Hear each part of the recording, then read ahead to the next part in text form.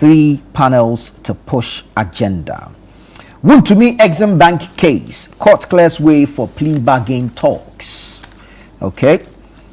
Panama down. Bring on England. Fans call after Black Stars win. Yeah. Well. Cautionary optimism.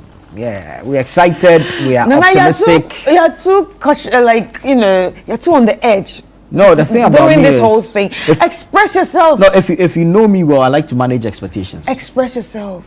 Be happy. The expression will be founded on hope. Well, as a Ghanaian, I will be happy if we win. But then there's the reality we have to face. True. Yeah. We are no, it's not Ghana playing Ebusunya Dwarfs. This is Ghana playing against the 3 Lions of England. Yeah. So, yeah, I mean, we're going against the Lions. I know, right? Yeah. Anyways, Panama down, bring on England. Fans call after Black Stars win. And economy to grow 6.1% in 2026. That's according to Standard Bank. Let me check the back page real quick. Okay, so yeah, the back page has the Black Stars story. Yeah, so Panama down, bring on England. Fans call after Black Stars win. So that's the Ghanaian Times. All right, on the front page of the Herald, we have Attorney General and Iyoko boss hold high-level talks with U.S. Justice Department amid one-sided extradition cooperation and Oforiata's return debate. British actress charged in $300 million drug smuggled from Ghana. Ooh. Wow, a British actress. $300 million. Yes. Drug smuggled from Ghana. And Baumia takes Che Mensah Bonsu out of MPP running mate equation, begins surgical operation towards 2028. Black Stars. This one is a sad one. Black Stars victory kills young female lawyer. I saw this all over social media yesterday. Quite a sad one. Condolences to her very family. Sad one. And it was an issue of cardiac arrest. Exactly. So you see what yesterday Fusaini Donko was saying on the show. It's important that we pay attention to some of these things. At least basic primary health care is important. Very, very important. And I like the way he explained it. He broke it down that already due to the anxiety related to the match, naturally your BP would have risen. So you need to control emotions. One, you need to be careful what you are ingesting. If you're taking alcohol, a bottle would have sufficed. A glass of wine would have been enough. And then he went ahead to, give examples of what to eat after such a high profile match. So veggies, fruits, most likely. Avoid eggs, avoid fatty foods, avoid red meat. You could do your fish. And more importantly, he asked that you stay away from salt and energy drinks after a match like that. So, that's actually what we discuss here on, Doctor in the House, right here on Channel 1 TV. And in Doctor in the House, it has actually revealed to us that a lot of us don't know our numbers. So it's actually very important for people to go out there. That's the primary health care. And go check out your numbers. What's your cholesterol level? What's your blood pressure level? What's your weight? You need to check all this so you know how to live. It's time for a lot of us to adjust our lifestyles.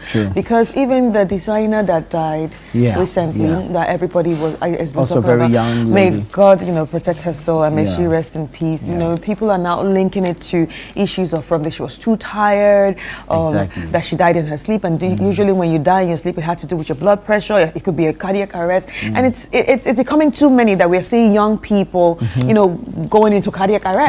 Young people, because usually when we were younger, we saw older people go into now all that is changed. You understand? So now it's young people that are facing this situation. More people in their 30s are actually presenting BP cases now than before.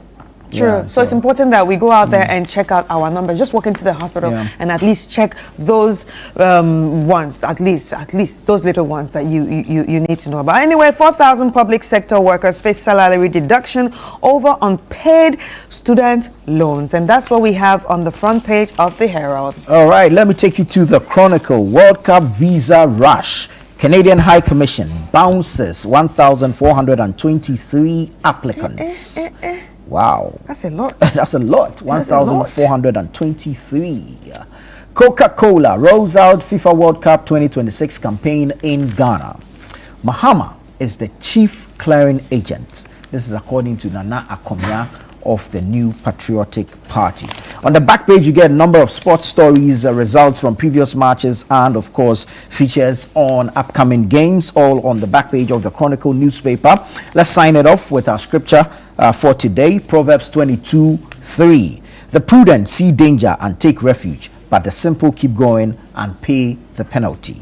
All right. The prudent see danger and take refuge, but the simple keep going and pay the penalty. Proverbs 22:3. All right, on the front page of the Informer, we have invoke river spirits to kill galamseyers. Really? The galamseyers that you are seeing physically. Yeah. Well, the EPA bus can. So basically, what you're saying is we can't do it alone. Yeah. You now have to invoke your spirits of the land to help us. All right, and Sedina's whereabouts shrouded in secrecy as pressure mounts on government. We have in this issue Afari Hospital saga, minority threatens legal action against contractor. The big one here, hang Oforiatta. Green card doesn't absolve him.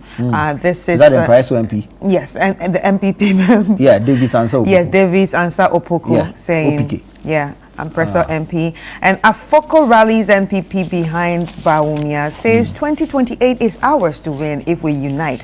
And Apenyo Markin blows alarm over encroachment on GBC lands. All right, let's check out the Daily Guide now. Major story is the sad one of the young lawyer who passed. Yeah. Condolences to her family and may she rest in peace. Exim Bank fraud case. Court gives AG and Wontumi time to discuss plea bargain. Oforiatta trial in absentia still on the cards. That's according to the Office of the Special Prosecutor. Celebrate responsibly or face arrest. Please to WASI candidates. So yeah, the students who just completed. Yeah. And of course, congratulations to them for completing the WASI. But you know, things are changing. It's so weird that the police is actually directing this kind of directive to them. Like, they're meant to be children. Yeah, but perhaps they've also noticed a trend where students complete school and engage in all manner of things. So, you know, as part of the police work, it's not only, if you like, crime combat, but there's crime prevention as well. Prevention. So it's important that so they are put being out proactive. some of this, you know, information and education to ward off the students from engaging, because we've seen what happened in the Boko incident, for example. Bad. Yeah. Exactly. So yeah. Anyways, the final one from the front page of the Daily Guide. Mahama calls for responsibility in global push for reparation. Mahama calls for responsibility in global push for reparation. So that's the Daily Guide newspaper. All right, on the front page of the Inquisitor, deal with Oforiatta, U.S. residential status means nothing.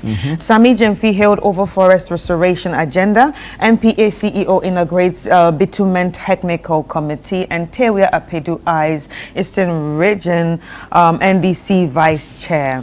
And that's what we have on the front page of the Inquisitor. All right, Elvis Daco's The News Center is here. Front page says, gratuity row brews tension in Ghana Armed Forces. That's GAF. Retiring soldiers reject tomorrow's eviction deadline over unresolved arrears. Gratuity row brews tension in GAF. That's the Ghana Armed Forces. Retiring soldiers reject tomorrow's eviction deadline over unresolved arrears. Fitch cuts Ghana's 2026 growth forecast to 5%. Court gives Wontumi and Attorney General July 6 to report on 30 million cedis plea deal. NPP constituency election nominations open June 22. And listen to this. 90,000 teacher deficit hits education sector.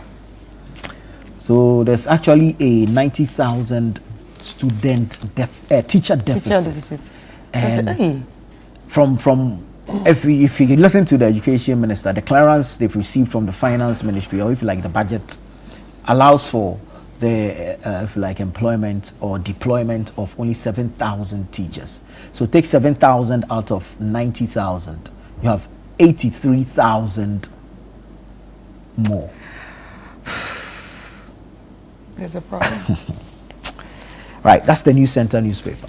Wow. Yeah. On the front page of the Ghanaian Point, We have Mahama calls for responsibility, not guilt, in global reparatory justice push.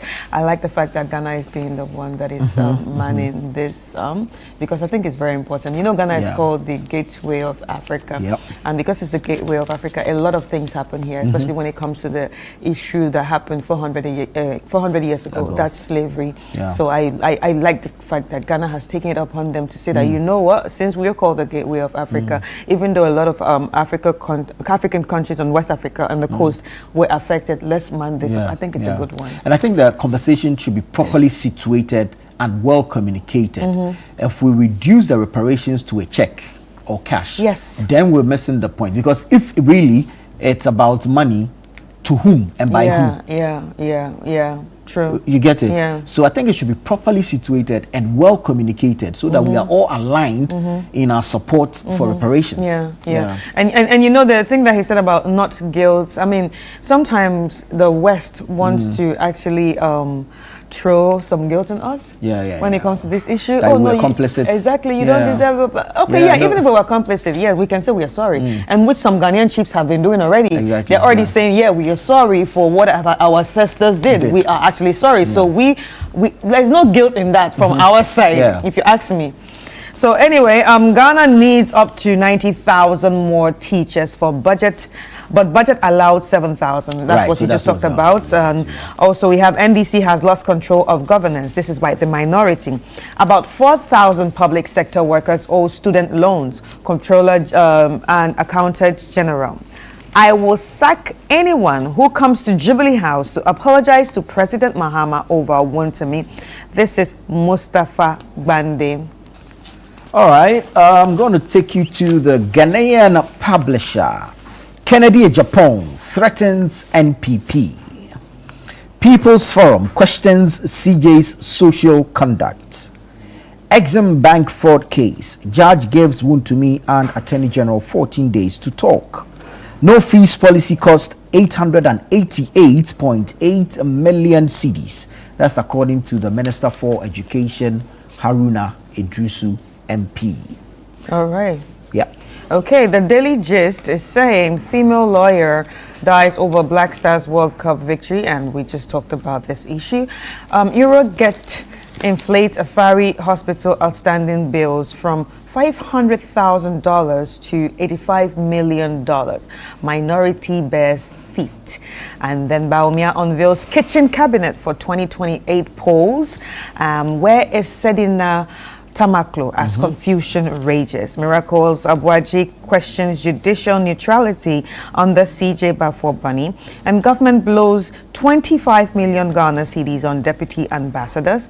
And lastly, AG takes Oforiata's case to U.S. Justice Department. All right, our final one for me is the Business and Financial Times, BNFT. Ecobank shareholders approved 256% dividend surge as profit hits 3.03 billion cedis. Street FX gap stays above 10% as BOG payments directives, Gulf deal seen easing pressure. Forms Capital partners Hack 54 to drive digital finance innovation. Organic standardization takes off as GSA prepares first national certification. Move will unlock $220 billion US market. Intelligence is accumulated experience in motion.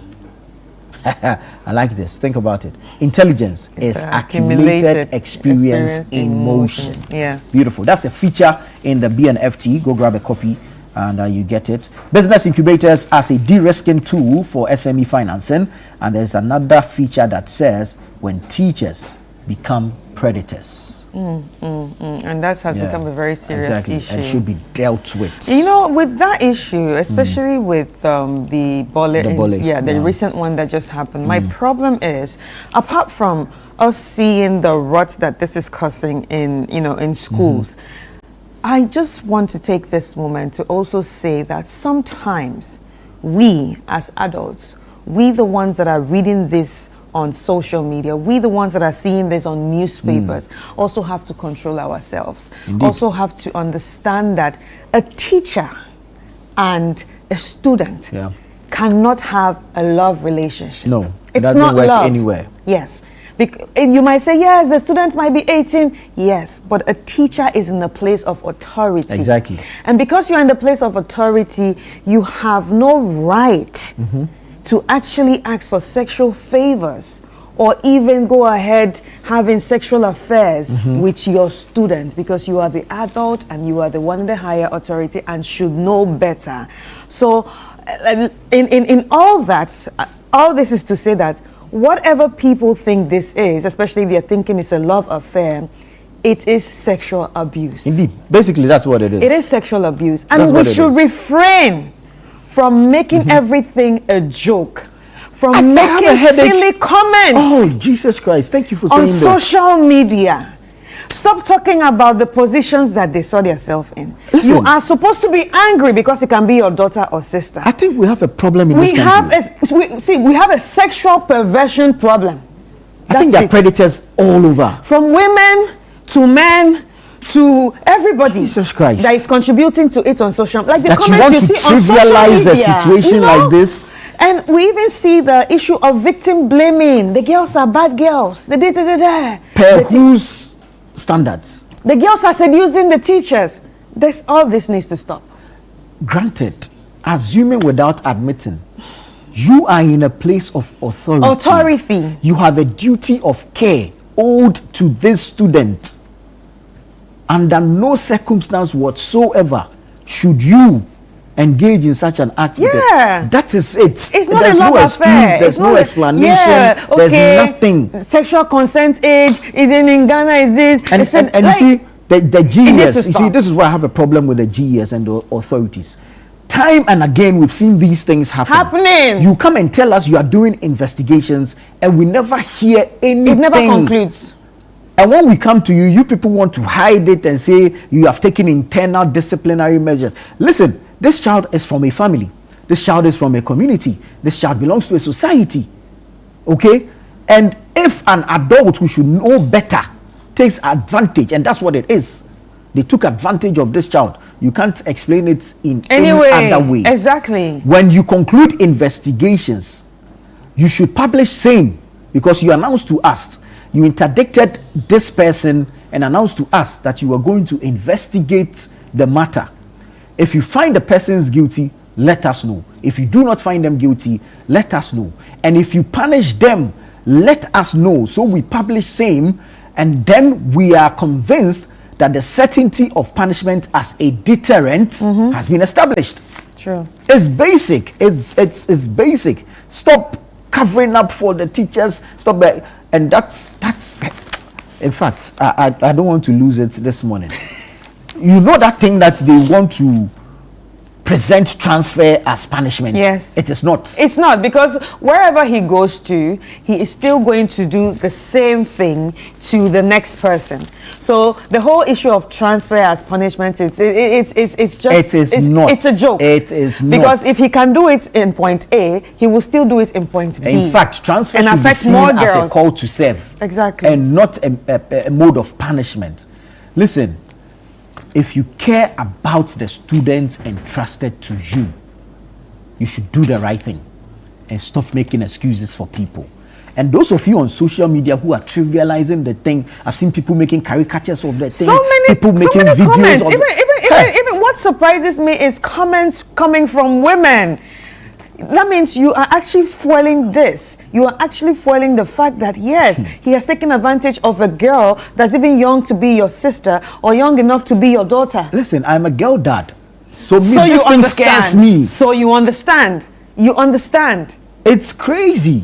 You understand. And it shouldn't be entertained. You understand? And you know the funny thing, we keep on discussing, oh, there's an issue of sexual perversion among the students. The children are doing it, and we blame TikTok. You cannot only blame TikTok. Apart from TikTok, forget TikTok. Whatever that is happening between teachers and students, this person has taken it over in her body. Do you understand? Yeah. And she's going to keep doing it because now she sees it as normal. She sees it as normal. It's psychological. You have damaged this child for life. You have damaged the child for life. That's what you have done. Well, anyway, my last paper here is the catalyst. Reparations fight has reached turning point And this is coming from Ablakwa. Ghana wins global backing as Europe churches and international institutions confront slavery, and colonialism.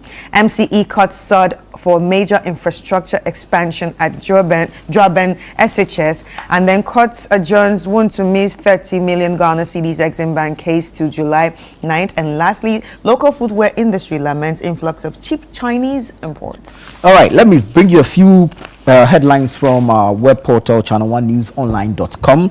This one says, Tema Ashaiman and Amasaman benefit from cleanup Accra the Sultan exercise. NDC to name national headquarters after Rawlings, and Vale bust on 79th birthday. KNUST law graduate dies after collapsing during Ghana victory celebrations. France to inaugurate a slave trade memorial in 2027. That's according to Emmanuel Macron, the French president. Women must be central to reparations agenda. That's according to our president, His Excellency John Dramani Mahama. Senegal ready to lead slave trade reconciliation efforts. That's according to President Faye. Public sector workers owing student loans to face salary deductions. That's according to the Controller and Accountant General's Department. Government spends 888 million cedis supporting over 312,000 students under no fees stress policy. Grams Morgan says DNA test reveals I am 46% Ghanaian. All right. Police warn SHS students over WASI misconduct. Remove barriers to Ghanaian language use in Parliament. That's according to Professor Yanka. Soyinka, African leaders share blame for slavery's legacy. And AU Free defends NPP record on Afari Military Hospital. All right, now let's check citynewsroom.com. Canada Japan warns MPP. If they provoke me, I'll spill the beans. Prioritize skills over white-collar jobs. Osman Ayariga urges youth. 42% of Get Fund budget allocated to free SHS feeding. And this is coming from Haruna Idrisu. Northeast, 1 killed. 3 others injured in Kariminga trailer crash. And Akufo-Addo's government invested 450 million Ghana cedis on flood control. And this is coming from Asenso Boachi. And used 24-hour market funds to complete Agenda 111 project. This minority to government. NDC to name party headquarters after Jerry Rawlings. And Mahama unveils 3 global panels to advance reparatory justice agenda. Ghana scholarship students in UK accuse High Commission staff of assault. And BOG assets rise to 321.4 billion Ghana cedis as foreign securities and gold holdings strengthens. There is more on this on City Newsroom, so do well to check it out. All righty. It's time to have some conversations regarding the 2026 FIFA World Cup happening in the USA, Canada, and Mexico. And joining us in studio is Yahweh J. Mentor from the Channel 1 Sports Desk. Hi, yo. Hello, Chris. Yo. Hello, Nana. Yo, you bought another jersey. I don't have this one. Oh. Yo, I don't have this one. No. Yeah, we don't have this one. This is the one that was voted. This is the new one. Yeah, this is the one. They could the best, at the World Cup. Yeah, the design and all. Yeah. Oh, Mama, you see, but when you get closer to it, I understand it. Yeah, I get it. It's nice, but I prefer the gold design. Yeah, the gold one with the patterns. Yes, yeah. It's like I think like gold bars, some kind of like design pattern. I prefer that over this, but maybe I think they combined the two and they stated that it was the best jersey, but it was this one that they really looked out for. I mean, the intricacies and the details involved in it. And the story behind it is the Kukwanansi. The Kukwanansi bits. And the web. Yeah, the web. And the fact that it's indigenous to Ghana. And once you bring about anything connected to something that is native, yes, it sells. It has a good touch. Yeah. Why is it that the Norwegian team photo went so viral? Because Vikings. Yes. Well, it was so nice. The Vikings. Yes, because they tap into something that was native. Their story, native to them. Something that was about them, their story, their origins, where they came from. Exactly. So anything that is connected to the indigenous style or side or roots of your country, it always has a +1 to it, or if not +2. So beautiful stuff. Yeah, I'm pretty sure that's what gave us the edge to have the overall best jersey at the World Cup. I have some disappointments. Oh, why? What disappointment? Bosnia. Ghana won. So yeah, Ghana won. That I'm excited. Bosnia. Oh yeah, Bosnia was governor. Yeah. I don't know. I had such high expectations. No, but they're not a football nation, no? Yeah, I mean. Yeah, but I don't know. For some strange reason, I had high expectations. Yeah, I mean, Edin Dzeko, Sia Kolasinac, all those boys. Yeah, they are veterans now, very high in age. I mean, 37, 40 years old and all. But the fact that, again, is the story. I mean, if you look at the history behind Bosnia and Herzegovina, the war, exactly. Czechoslovakia, Yugoslavia. They split. So everything and now, yes, there's Serbia, there's Montenegro, there's Bosnia, Herzegovina, so many countries. And so, to have such a small country, small population, make it to the World Cup, it's a big deal. Yeah. And so, and on top of that, if you look at the players that they have, especially those two guys, they are quite well established veterans. And so, I honestly didn't see them losing 4-1 to Switzerland. Switzerland. Yeah, I didn't see them. I saw them losing to Switzerland, but maybe 2-1, 1-0, that kind of thing, but not 4-1. What I didn't expect to see was to have Canada beat Qatar by 6-0. I know. That for me was very surprising. That was so much. Yeah, Qatar beat. Canada beat Qatar by 6-0. That for me was the biggest shocker. Biggest shocker, 6-0. Yeah, but no, but you know, the thing is that if you follow the Canadian team, they have also grown over the years. Oh yeah, especially with the fact that they have like a lot of guys who are people immigrants. Coming from It's also an immigrant team too. Heavily.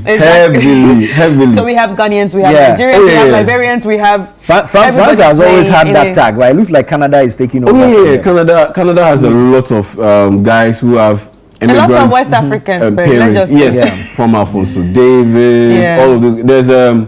There's a lie in there. He's Ghanaian, and we have a lot of guys who have Haitian background, Nigerian background, Liberia too. Just where your son is part of it. No, he's with America.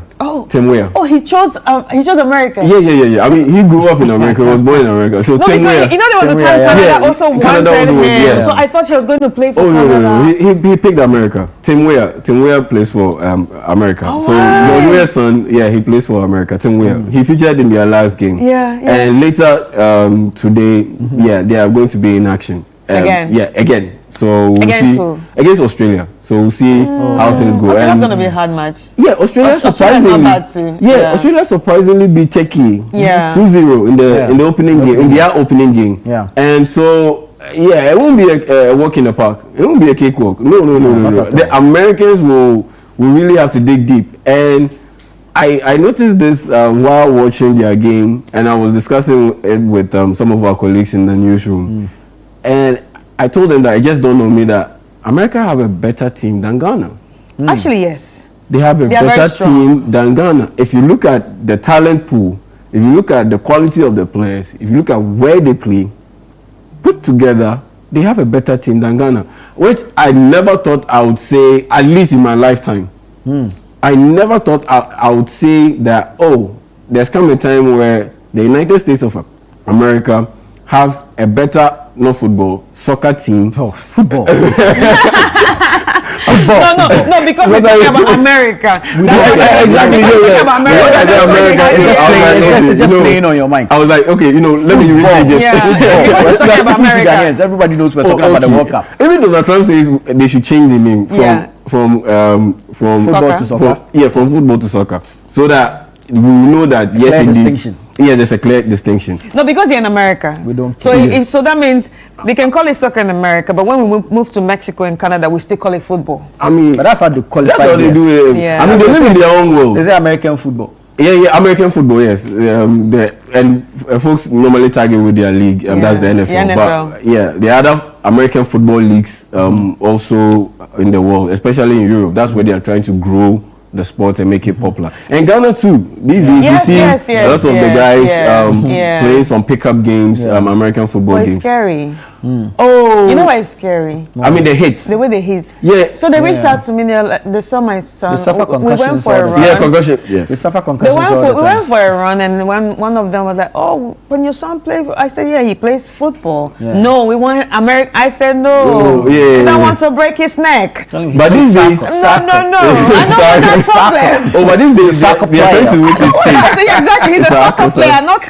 But these days they are trying to make it safe, so they are very, very keen on the rules application. So these days it's a bit safer than it used to be. I had to tell my dad. My dad said no, they will break his neck. His head. He will get into a concussion. You know, football is soccer is a contact sport. Yes. But American football is a super contact sport. It's a collision sport because you are colliding into each other. Most of them retire with broken fingers, mental problems, necks, issues. Yeah. So let's go back to what you were saying about America having a better team. I mean, look at their team.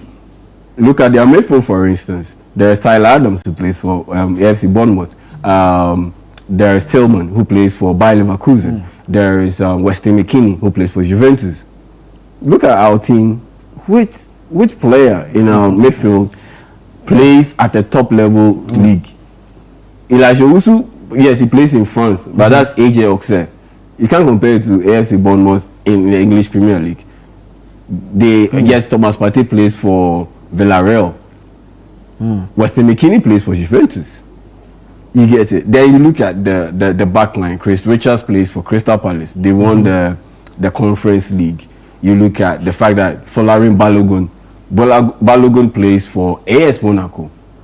AS Monaco of all teams. Yeah. You get it. And so they do have some decent players in there overall. And so that makes things quite difficult for me to pick Ghana's team ahead of the American team. And so for me, that's why I say I look at it critically, and I honestly believe that the USA have an overall better team than Ghana. But at the end of the day, they have a big game later today against Australia, and honestly, I would have just gone in for a straightforward win for the United States. But looking at what Australia did against Turkey, a team that has way more talented players than Australia, it gives me a little bit of reason to pause on flat out saying, oh yeah, the USA will win. And so honestly, I think the USA will win, but it won't be by a big margin. No, I think it will be a very close match. I think there's been a lot of surprises. Oh yeah. I mean, in this World Cup, I didn't expect Cape Verde to draw with Spain. I didn't expect Cape Verde to draw with Spain. Everybody thought like, Spain has a very scary team, but at the end of it, and another shock result was the Canada-Switzerland game. They drew 1-0, and we saw what happened to Qatar in the following game, and we saw what Switzerland did. What that told me was that Switzerland got a bit complacent. They wasted a lot of chances in that game against Qatar, and they ended up messing around and throwing away their lead. And in the end, they got punished because Qatar scored quite late in the game, and they ended up drawing 1-0. And they made, so for instance, if they had back 3 points and beaten Bosnia and Herzegovina yesterday, they would have backed 6 points, and they would have been the first to qualify to the next stage. But now they are more or less like already there, like 70% there. Because you have a +3 goal advantage attached to your 4 points. So they are more or less there. But just to make sure that you are safely planted. You need to cement the thing. Yes, both feet in there. Yes, they need to more or less get a result in their subsequent game to avoid the calculations stuff. But all in all, yes, they've done well. Qatar unfortunately lost by 6 goals to 0 to Canada, one of the co-hosts. And speaking of co-hosts, Mexico also ended up beating South Korea by 1-0. That was another impressive result. And everyone's favorite on the African continent, that's South Africa. Bafana Bafana. Yeah. They ended up getting a draw against Czechia. 1-0 against Czechia. Yeah, but before that, there was actually Ron Williams. Ron Williams, what he said. It trended. It was all over the place. Like, that he hit that. They are getting a lot of backlash. He says you should leave the politics to politicians. And we just talk about football. We are all political animals. That's a common phrase in political science. We're all political animals. No, whether we like it or not, because sometimes we tend to want to be on the edge. But at the end of the day, you might also see something going wrong that you need to speak about. You necessarily do not need to be part of an this active player. Do you understand? So we just expected, if you want Africa to support you, come out and also say something. Just say something. Let's know where you stand. I mean, he made an appeal, so we'll see how we don't know. We don't know if we are ready for that appeal. We'll see how things go. And so, that's for yesterday's games. Today's games, like I mentioned, there's USA, Australia. There's Turkey taking on Paraguay. Both teams lost in the opening round. Turkey lost 2-0 to Australia. And Paraguay lost by 4-1 to the United States of America. And so we'll see how things go in that particular group. Then in the following group, that's Group B, you have Brazil taking on Haiti. And we know how that will go. Yeah, I mean, seeing how they coming on the back of a draw with Morocco. Exactly. They'll go all out. They'll go all out. It's just like I see the same thing that happened with Switzerland happening to Brazil. So the first game, poor. They were so lucky to have registered that draw against Morocco.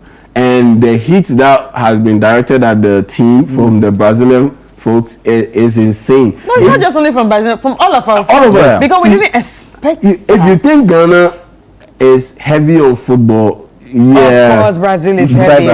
We are way short of what goes on in Brazil. On top of that, they are over 200 million people. So if you think, Ghana, everyone is a coach, there are 32 million coaches. Brazil is over 200 million. So you feel the heat. And then there's Africa's very own Morocco taking on Scotland. And Scotland, they bagged a 1-0 win over Haiti in the opening round. And so that should make things a little bit testy for the Moroccans. So right now, the only Africans that have won their matches are Ghana and Cote d'Ivoire.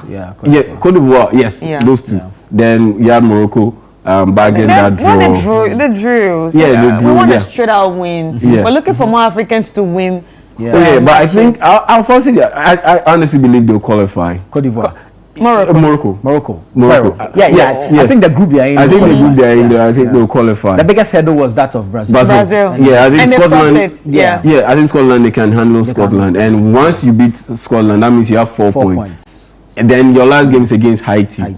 So the permutations, they are very likely to qualify.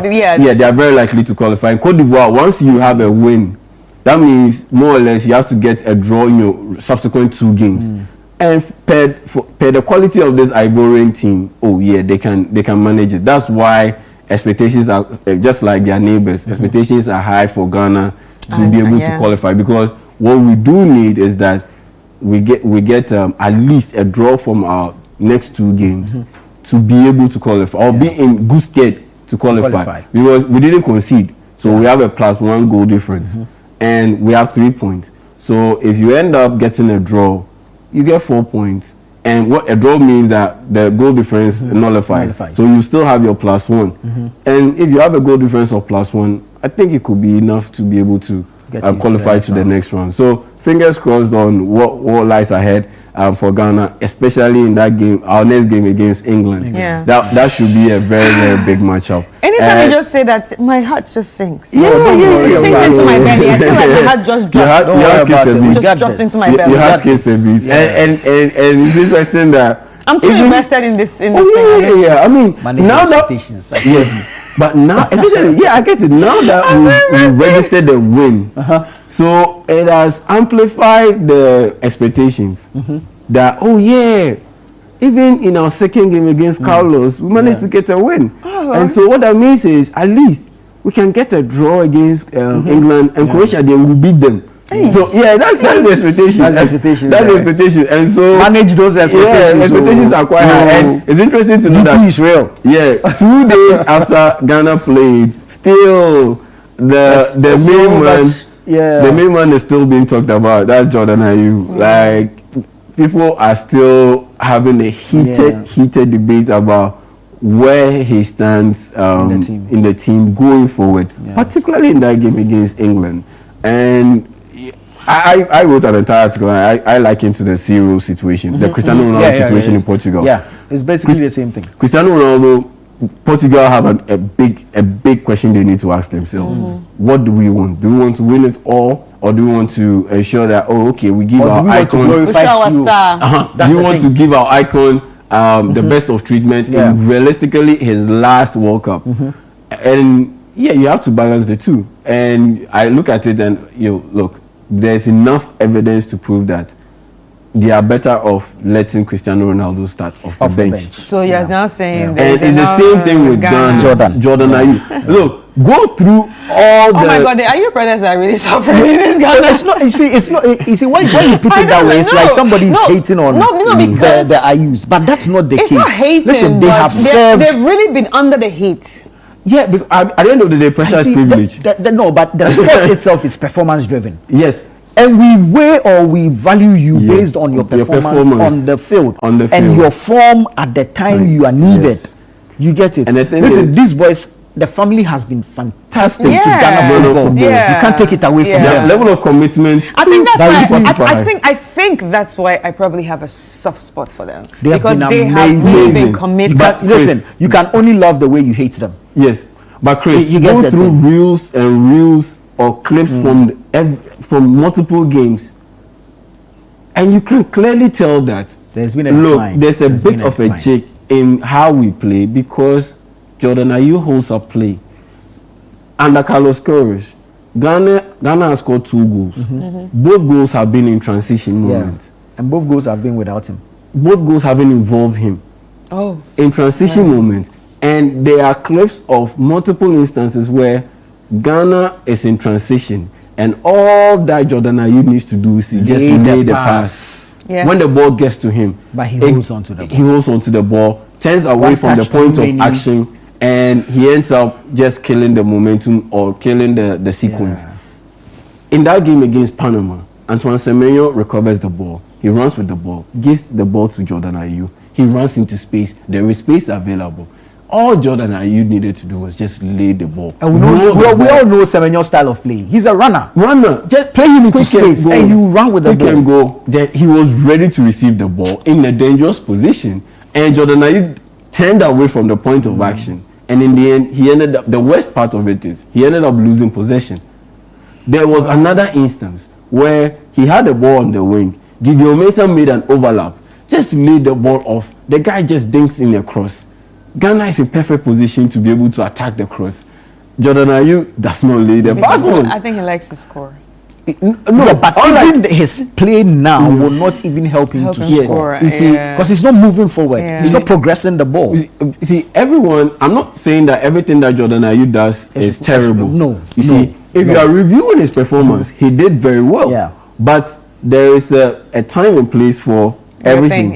And what he brings to the team in transition moments, that is not needed.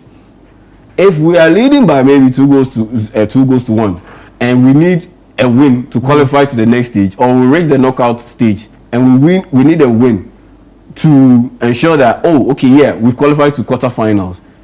10 minutes, 5 minutes to the end of the game, we are holding on to a lead. We are under pressure. That's when your ball holding tendencies are needed. Not when it is 10 minutes. When you have to move, 15 minutes. We are running towards the opposing team.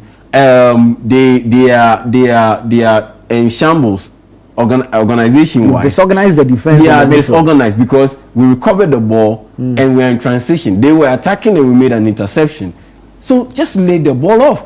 Look at the goal we scored against Wales. Brandon Thomas Asante wins the ball, gives off the pass to Caleb Uwinchi. They lay one pass, and Enyama runs with the ball, attempts a shot. The rebound comes. Caleb Uwinchi scores.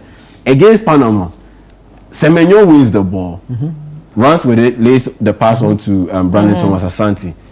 Kele Uechi makes the overlap run. Brandon Thomas Asante beats his man to the ball because of his speed, squares the pass. Guess what? It wasn't just Kele Uechi who was in the box. Semenyo was also in there. Was in the box. So definitely that's a goal. In that, look, put Jordan Ayew in that position. Unfortunately, that ball wasn't getting rolled on. Yeah. That ball wouldn't get rolled on. And for me, so basically, that's where pace is not working in his favor so that now. means basically he that game could have easily ended 2-0. That chance. That he lacks the counter-attack skills. Yes. And now, and there's a place for the tendency that he brings. Yes. There's a time and a place for it, which is in moments where Ghana is under pressure and we are trying to defend a lead, or we are trying to even defend a draw, because we could end up needing a draw to qualify to the ball holder. That's why you need someone who can come and hold possession and waste the time for us, kill the momentum of the opposing team, like he did against Nigeria in the lead up to Ghana qualifying to the 2022 World Cup. In that game against Nigeria in Abuja, that's what he did. And it was cool. You know the irony? We need him to break the transition of the opposing team, not our transition. Thank you. You get it? So once he gets the ball, you see, when they are in flight, they are poised. Let it go. So when he takes the ball and he holds it against them in that moment, you are hurting the team. Exactly. You are hurting. Like you've messed them up totally. But not when we are progressing the ball and you come and hold the pen and you are going back to your post. Clearly, our biggest strength lies in transition play. Basically, the Panama game, Jordan Ayew had a big chance to score. That came off transition, and even with that chance that came, he wasn't pacey enough. You put Kamaluddin Sulemana there, you get to the ball first. It's a goal. You put Brandon Asante himself. Brandon Thomas Asante. It's a goal. It's a goal. Antoine Semenyo. It's a goal. Inyaki Williams. It's a goal. Christopher Bambosu. It's a goal. So all of our forwards are pacey. So you should not hold on to the ball. Let it roll. Right. So for me, that's the bit. With Cristiano Ronaldo, his issue is about the team needs to score, but he wants to score. Yeah. He wants to be the one. It's all about him. It's all about him. And unfortunately, like I've said, you've carried the team for a long time, for about 10 years. You were the main man. Yeah. You know, I think that's why it's important to leave when the applause is high. Exactly. I feel he's hurting himself and his brand at this point. And you know the worst part. You know the worst part. Akwesi Messi is doing magic on the That's not even the worst part. The worst part is you have quality options. It's not like your team is bad that you have to be forced to play that role. You have a world-class collection of talent. Like the Portuguese team is stacked from goalkeeper to attack. Stacked. Like the defense, you have Joao Cancelo, you have Diogo Dalot, as frustrating as he is at Man United, he's still a quality player. You have Ignacio in there, you have Ruben Diaz in there, top defender. You have Nuno Mendes, the best left fullback in the world. Nuno Mendes is there. Matheus Nunes is there at Manchester City. Then you look at that midfield. You have the PSG boys, Vitinha and Joao Neves. You have the EPL Player of the Year in Bruno Fernandes. Yeah. Then up top you have Joao Felix. You have Goncalo Ramos of PSG. Quality. They have quality. Francisco in every department. Francisco Conceição, who plays for Juventus, they have it. Trincao, who has been very good for. You are being biased. You've not mentioned my man. Rafa. Oh, Rafa. Rafa, the ladies man. I was coming there. There's also Rafael Leao. Thank you. There's also Trincao, who earlier on in his career didn't excel the way his talent or the expectations were placed on him. But this past season, he did quite well for his club. I believe it was Benfica. Yeah. In the Champions League. And so you look at the Portuguese squad, from goalkeeper to the striker, the last man, filled with stars. But you see, don't you think it's... And they are capable of handling the load. So let it go. No, don't you think it's a football business issue? because this is not just happening. Ciro's presence rolls in the box. Exactly. It does. Apart from his presence rolling in the box, because he has sacrificed so much, or played so much football that his name is ringing everywhere. So they sort of give him that respect. I think it's something that's happened in a lot of teams. It takes nothing away from him if he starts off the bench. If you take a back seat, he's there at the World Cup. Yes. On-field contribution. What's the percentage? What's the rate? Yeah. So sit back. I mean, just for a while. Well, like Ahmed Musa. He always sits back and goes at the end. Actually, in yours to his benefit, if he comes in the second half as a super sub, you come in, exactly. The opposing team perhaps may have been worn out. They come in with fresh energy. You get a goal. The headlines will be you. You play the role of a super sub, saves the day for Charlie. Come on, the headlines will be beautiful. Charlie, it's so difficult for me to come. Yeah, people should move away from personal glory. But the thing is, it's a gift and a curse. I mean, if to be an athlete to excel at this level, you need an insane level of super confidence. And flat out a bit of even goes beyond arrogance. So it's a bit of cockiness. Yes. Yeah. You need it to survive, to be able to make it to the top. You need to be a bit insane. Yeah. Insane. Yeah. You need to be wired differently. Delusional. Yeah. That's the word. Delusional. And that's where sometimes athletes mess up. The delusion sometimes clouds their judgment because he's thinking that I made it all the way to the top. I've stayed at the top for this long. What makes you think I can't do it again? So there's a level of delusion that is great. But at some point, it Cristiano becomes grandeur. It becomes inside you. My darling, you are a human being. You know yourself. Yeah. You know what you or could read do the 10 years ago. Exactly. And you know within you, honestly, that you can't do same now. And that's why I wrote the article and I said Cristiano Ronaldo needs to take a look in the mirror. Yeah. Look at yourself in the mirror. There's this poem. It's very huge. That the guy in the mirror, the guy in the glass.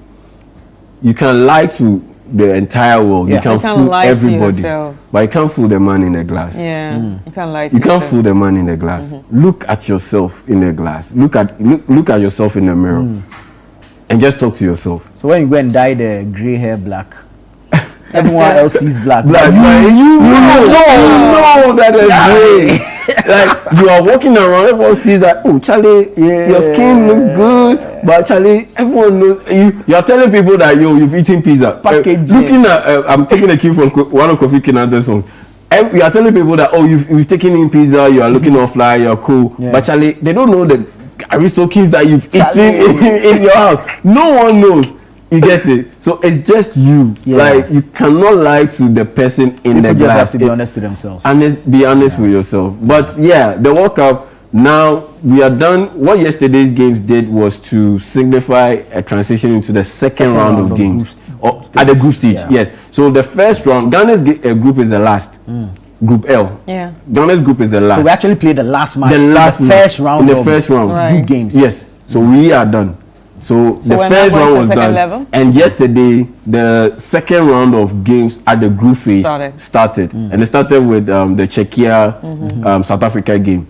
And so yes, the second round of games in the group stage are here, and things will get very interesting once we move to the last round because games will be played simultaneously to ensure that there's no cheating and all, and anyone can have an advantage. Play out some funny, fishy results. So how are we going to watch it? Oh, I mean, the biggest games are the ones that will be televised. I mean, once you have a lot of interest in those games, that's where the advertisers would want to place the adverts because more eyeballs, more revenue, and all of those things. So I think it will be down to the importance of the games. That's how I put it.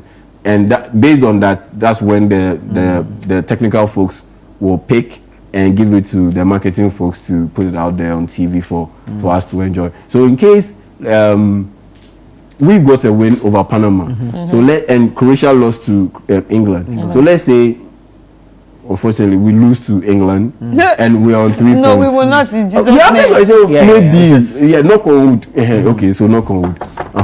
So, knock on wood. We lose to England, and Croatia end up beating Panama. So we are locked on 3 points. Yeah. With no goal difference. Maybe England beats us 3-0. That would be a very split group. Maybe England beats us 3-0. So that means our goal difference, which is positive, it gets wiped off, and we are now in the negative. We are now in the red. And is that what we're going to be looking at? It should be permutation. Yeah. And Croatia end up beating Panama by, let's say, 2-0. So that means Croatia goes ahead of us. Yes, that means Croatia will have plus 2 points and 3 points plus 2 goals, whereas Ghana would have 3 points minus 2 goals. So that puts them ahead of us. That puts them ahead of us. Right. So our final game is against Croatia. And so if you have a situation where England end up beating Panama, the final round, and they are gone. The final round, people will show England and Panama interest us. So it will be more of Croatia versus Ghana. So the England-Panama game, if you have some streaming, it will be available, but those will be streaming sites and those things. But the one that FIFA will give to us for us to broadcast, it will be it will be Croatia versus Ghana, because there is a lot at stake than England, Panama. All right. Yeah, thank you. You're welcome. Before you go, say Haiti again. Haiti. Oh boy. I love the way he mentions it. Haiti. Yeah, it gives you the Wyclef vibe. Haiti. Even they ignore the H. Haiti. They say Haiti. They say Haiti. But the funny thing is that America now changes the name Haiti. Like America changes the name. They change everyone's name. Iran, they say Iran. Iraq. Did you see the video of the guy saying that he didn't know some of the countries? Oh, we're not. I mean, I know of a friend who was so shocked to hear that an American individual didn't know that Turkey back in the day was Turkey. He didn't know Turkey was a country. He didn't know Turkey was a country. Like I said, they live in their own world. Bubble. It's so sad they don't know a lot of Anyways, thank you so much. This has been a Walk of Conversations with Yao Ajay Minta. You're still watching Breakfast Daily here on Channel 1 Television. Stay with us. We'll be right back.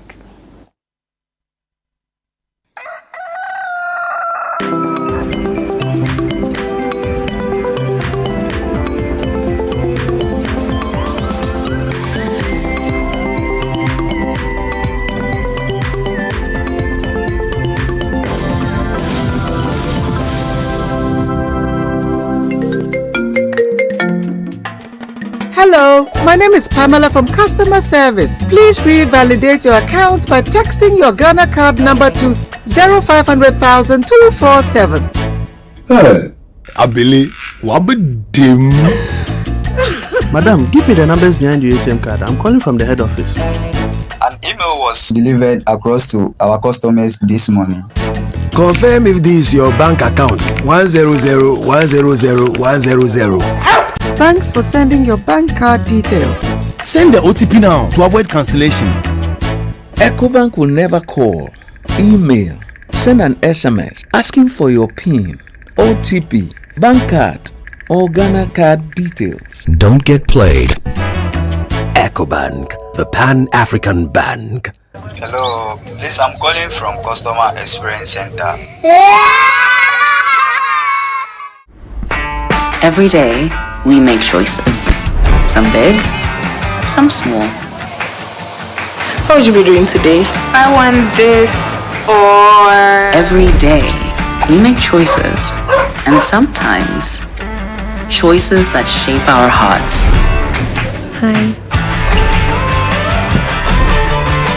Whether it's a long-term or short-term decision. The Lydia range gives you the power to truly decide.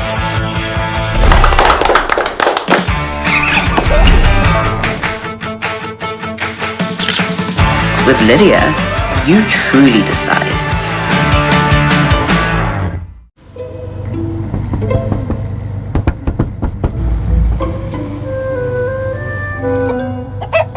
Numerous cases of people falling asleep have been reported across the African continent. No one can explain this phenomenon. With 24/7 FIFA World Cup coverage, sleep can wait. Everything can wait. Catch all 104 matches from as little as 98 Ghana cedis only on GoTV. Your health is your most valuable asset and it deserves expert attention. At the International Maritime Hospital, we believe healthcare should be personal, precise, and delivered with excellence. That's why we provide specialist-led care combining experienced doctors, advanced diagnostics, and a client-centered approach. From preventive care to specialist consultations and advanced treatment, every step is handled with precision and care. Our serene environment, modern facilities, and dedicated medical team ensure you receive the quality care you deserve every time. Our experienced team ensures you receive the attention you deserve. So whatever it is for you or your family, choose care you can trust. Visit the International Maritime Hospital located at Community 3 Tema or call 0303 220 030 or 055 222 2290. International Maritime Hospital. We serve and we care. Get ready this July to step into a world where culture meets commerce, ideas turn into opportunities, and Made in Ghana takes the spotlight like never before. Welcome to the Northern Business Fair 2026. For 2 powerful days, the Jubilee Park will transform into a buzzing hub of creativity, innovation, and enterprise from the Savannah, Northern, Northeast, Upper East, and Upper West regions. From beautifully crafted products, innovative packaging, fast-growing local brands, and indigenous corporate bodies, every stand will tell a story of passion, resilience, and growth. This is not just a fair, it's a full experience. It's a place to discover, a place to connect, a place to grow.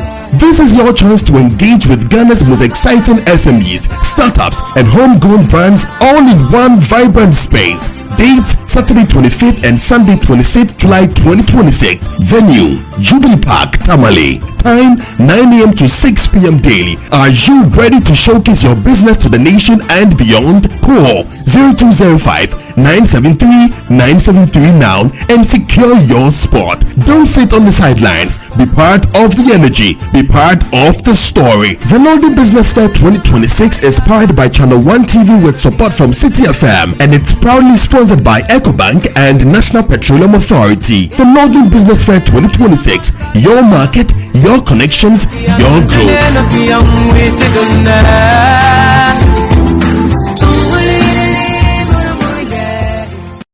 From Accra to Buenos Aires, from Lagos to London, the world is locking in for the greatest football spectacle on earth, the 2026 FIFA World Cup. But before the first whistle cuts through the noise, there's a deeper rhythm to the game. Every badge carries history, every player brings a story, every number means something. Welcome to World Cup Central, only on Channel 1 TV. Hello and welcome to another episode of World Cup Central right on Channel 1 TV. Your home of football intelligence with African energy and global perspective. We're taking you beyond the highlights, from powerful eye-opening stats to sharp breakdowns of every qualified nation to insights that change how you see the beautiful game. Their first appearance was in 1930 and their best finish at the World Cup was third place in 1930. That was a long time ago. Every Friday at 3 p.m. we serve it fast, bold, and electric. No fluff, just pure football knowledge delivered with style. You couldn't beat Norway, so if you're not at the World Cup, it's thoroughly deserved. So please stay at home. World Cup Central, Fridays at 3 p.m. exclusively on Channel 1 TV.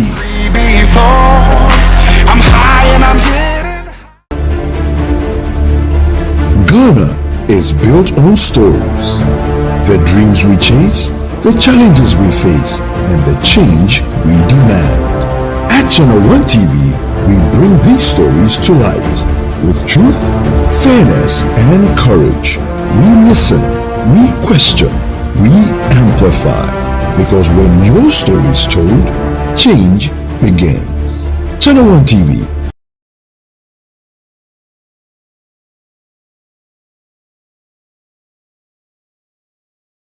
Season 2 is here! Have you ever wondered how your favorite favorite things are made, or what really happens in places you see every day, then get ready for season 2 of the Wonder Space Show with Miss Natalie. This season, the adventures are bigger, and there's even more to explore. We take a closer look at how things are made, from everyday treats to machines that move us around, all made right here in Ghana.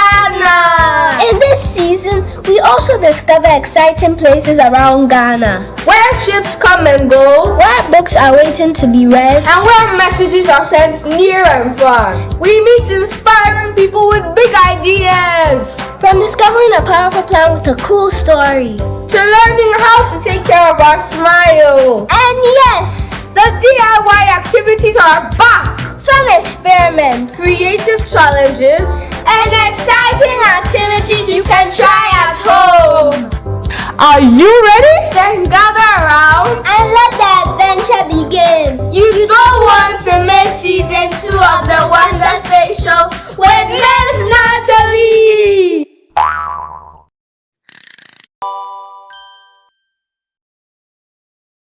This is the Upside Out Show. This is the Upside Out Show. This is the Upside Out Show. It's your favorite lifestyle show on TV. From exclusive interviews with your favorite personalities. The child in me sometimes is quite predominant. So hold on. I hope you understand. And people misinterpret that. I'm a very calm person. Okay. It's been keeping you busy now. Staying out of trouble, that's keeping me busy. So behind the scenes secrets that you haven't seen or heard anywhere else. Aha! Yeah, that's what I'm talking about. Here on the Upside Down Show is where it all happens. Today, people don't care about morals, people don't care about intentions, people don't care about anything. Your money can buy you any and everything. But you will not last. Really? No, you will not last. But the person see the dead body.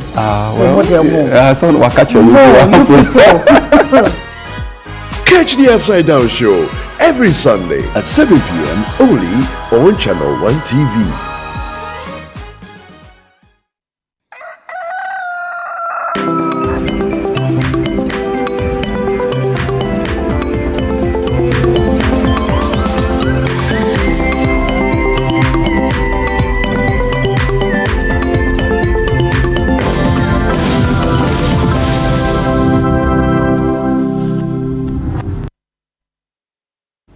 Hello again. Always grateful to you for keeping faith with us here on Channel 1 Television. You're still watching Breakfast Daily right here with me, Nanatsifo Boateng and Chris Carter. Now, growing up, there were so many things I wanted to do. Actually, what I'm doing now is not part of what I had actually wanted to do. I tell you what, I wanted to be a boxer, professional boxer. But yeah, you can tell. My disciplinarian of a father wanted me to be in the military.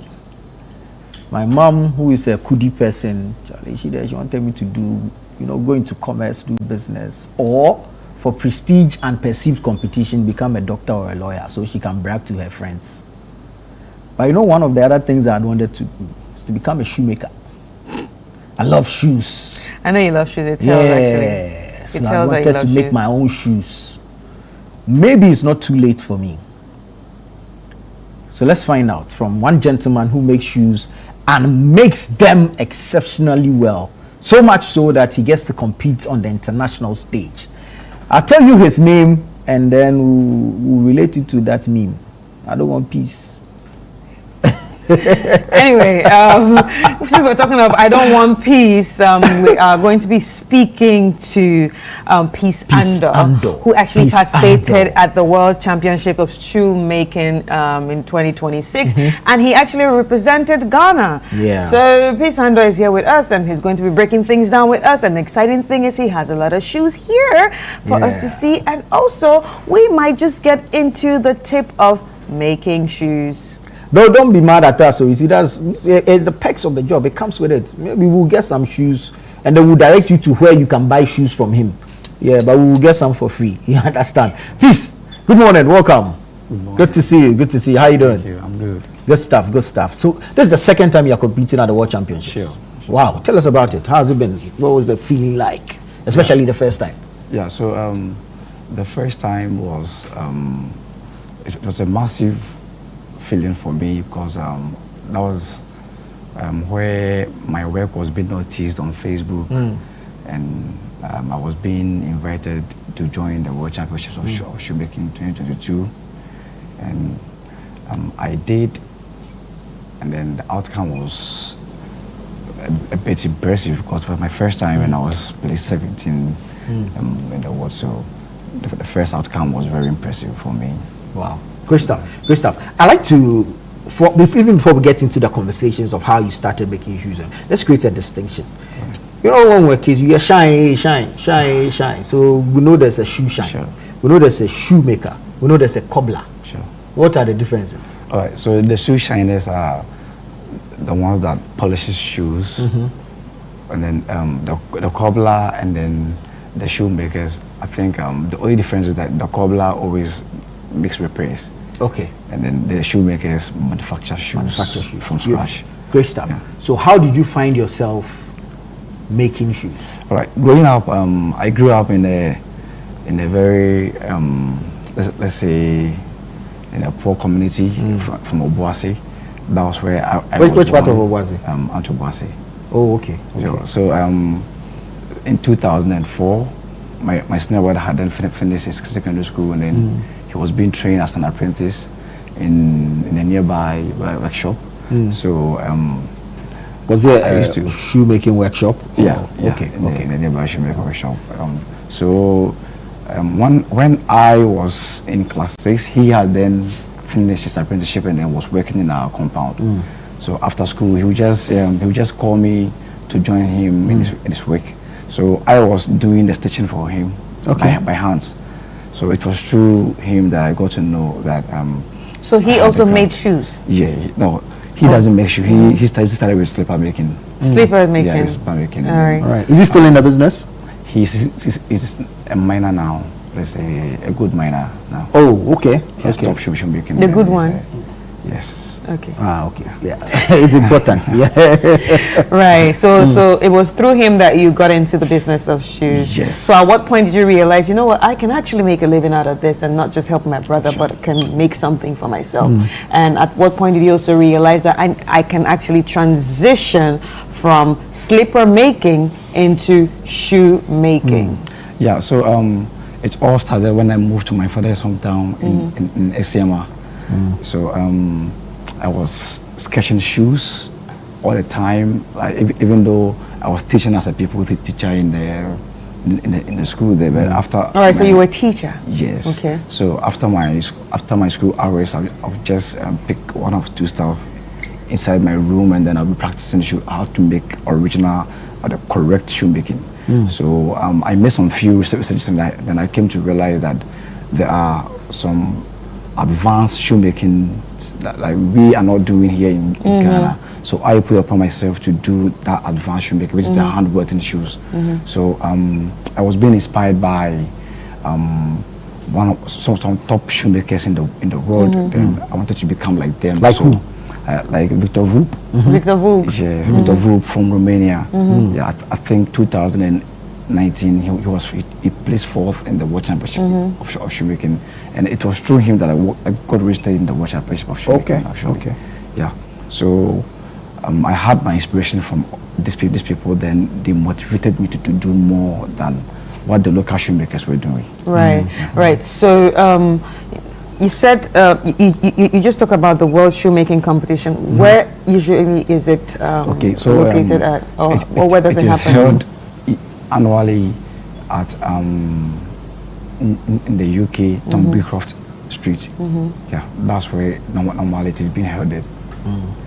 All right. So how was the competition for you the first time that you attended the competition, and what changed your perception about shoemaking when you went there? All right. So I didn't know what I was doing at first because I was just making shoes in Ghana, but someone had realized what I was doing. Someone had seen what I was doing. Then he just called me on WhatsApp video, and then he was like, "Please, we have seen what you're doing. You're doing exceptionally good work." So I think you can qualify for this World Championship of Shoemaking. So I didn't know this person? No, I didn't know him. Wow. So it was through him that I got to know that I was even doing exceptionally well because I was just doing shoes. You were enjoying yourself making shoes. You didn't think about any competition Someone anywhere. had picture me in the near future whereby I never did. But at that point, had you commercialized your shoes? Were you selling them? Sure. Okay. I was selling my shoes.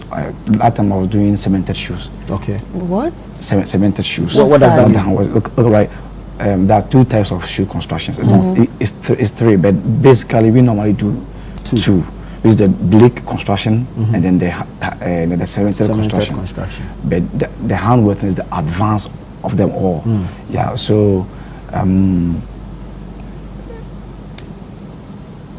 Yeah, so it was true that I found out this. Found out that was okay. So following that call, you had to apply, register and apply. Yeah. For the competition. So I got registered, and then my first shoe that I did for the competition, I think was this brown shoe, because we're given some criteria to follow. Okay. You don't just do. You just make a shoe. Yeah. All right. Take us through the processes. All right. So this is a hand welted shoe. Hand welted. Welted. Hand welted shoe. Okay. Yeah. So this is how we start the whole process.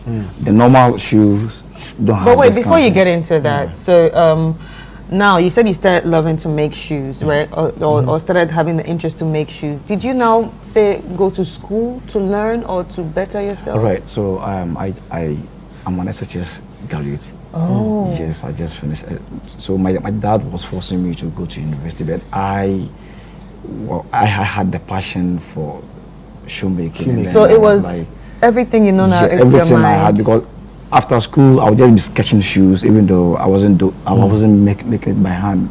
So I was sketching shoes on my sketch pad and everything. So the passion became stronger that I refused my father's order to go to school. But did you learn to make shoes professionally? Yes, I learned to make shoes by myself. On your own? Yes, by myself. Wow.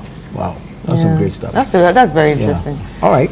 So now you're going to be taking us through the tips of making shoes. So this is the first step of making hand-welted shoes, where we build the insole and then we create a channel where we can stitch through this channel. Okay. So the upper is being done separately, then the insole too is also done separately. Then we wrap this upper around the plastic cast to take shape of the shoe.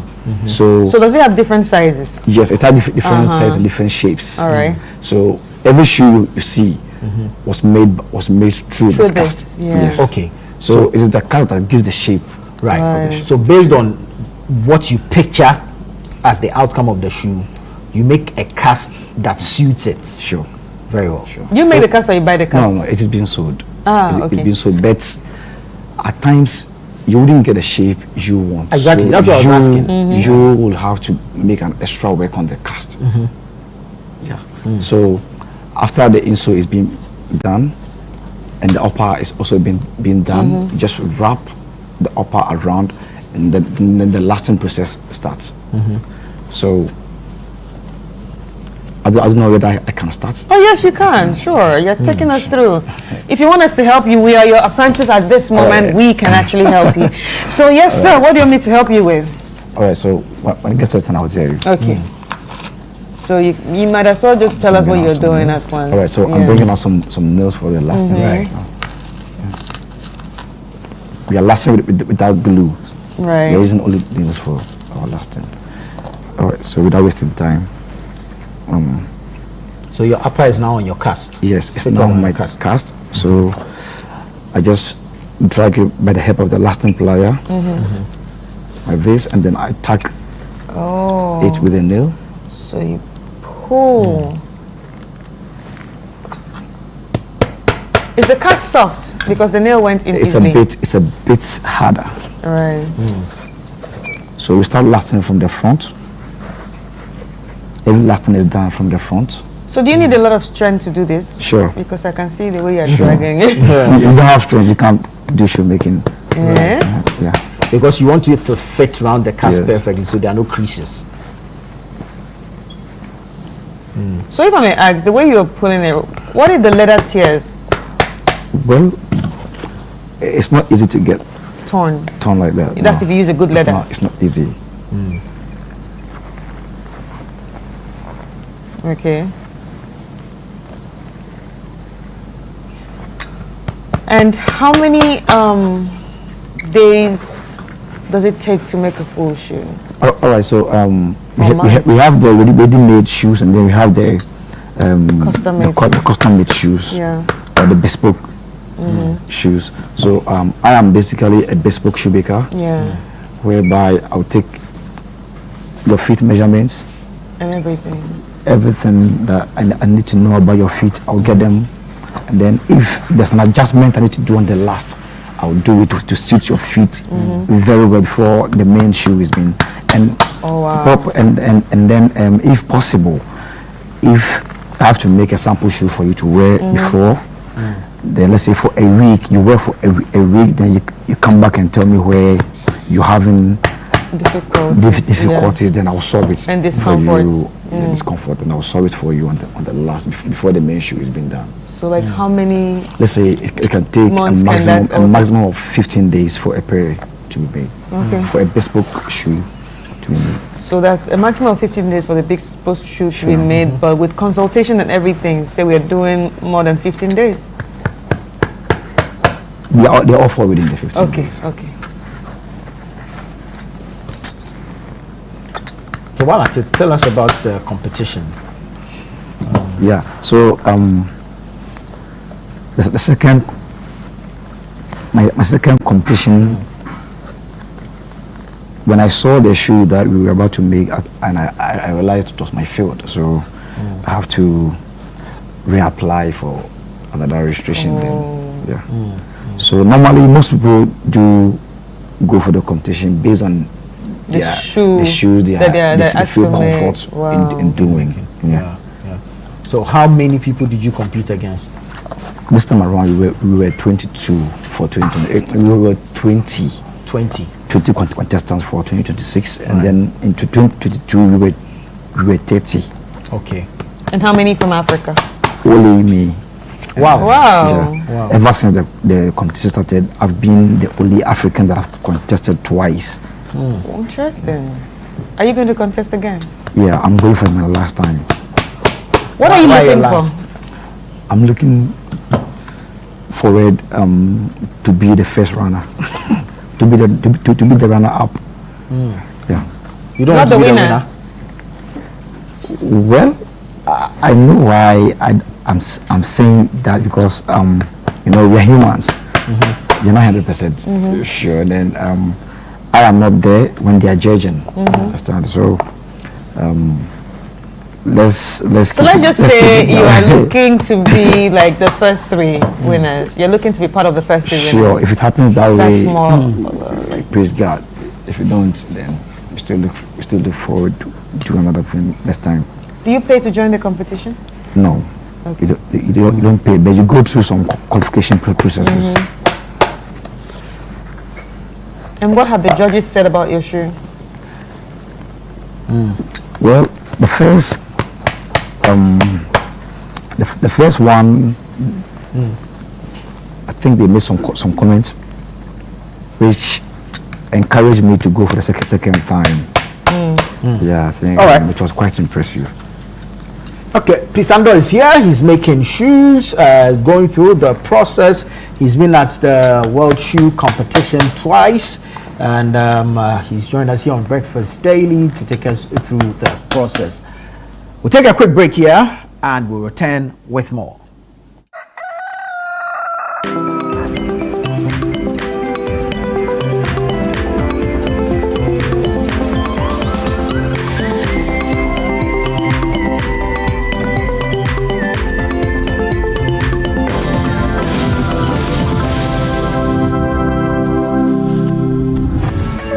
June is for business here at City FM and Channel 1 TV. This June, the ideas get bolder and the future of Ghanaian business takes center stage. Welcome to the City Business Festival 2026. For the entire month of June, 97.3 City FM and Channel 1 TV bring together the thinkers, builders, innovators, and dreamers shaping the future of enterprise in Ghana. From powerful business forums that spark meaningful conversations to insightful on-air discussions with industry leaders and change makers, to stories of resilience, innovation, and ambition from Ghanaian entrepreneurs. This is more than a festival. It is a movement of ideas, strategy, and impact. Whether you're starting small, scaling big, or simply dreaming of your next breakthrough, the City Business Festival is your platform to learn, connect, and grow. Join the on-air series every weekday at 9 a.m. on the City Breakfast Show on 97.3 City FM and at 11 a.m. with a repeat at 6 p.m. on Channel 1 TV. This June, let's challenge businesses. Let's refine ideas. Let's create impact. Call 0205-973-973 for further details. City Business Festival 2026, driving ideas into impact. The City Business Festival 2026 is powered by 97.3 City FM and Channel 1 TV in partnership with Absa Bank, and it's proudly sponsored by Absa Bank, MTN, Zondatech Ghana Limited, and Petra Trust.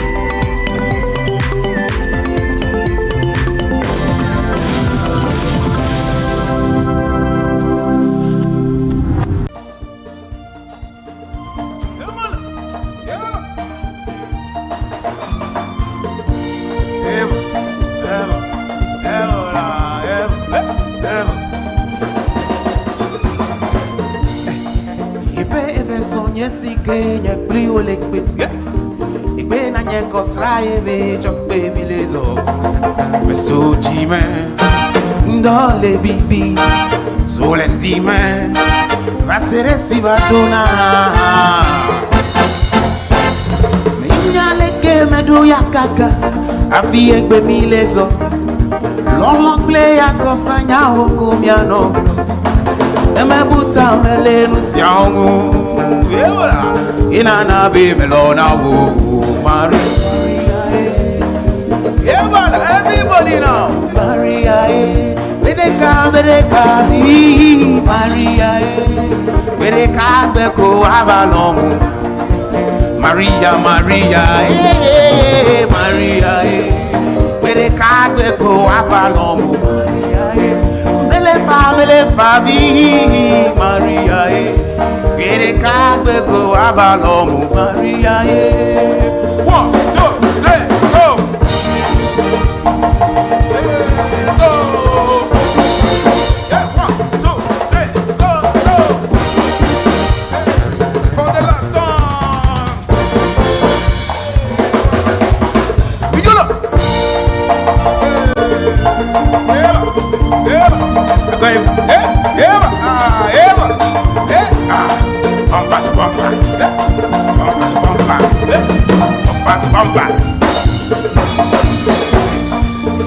Ebe sonye sike nye bli wolekbe.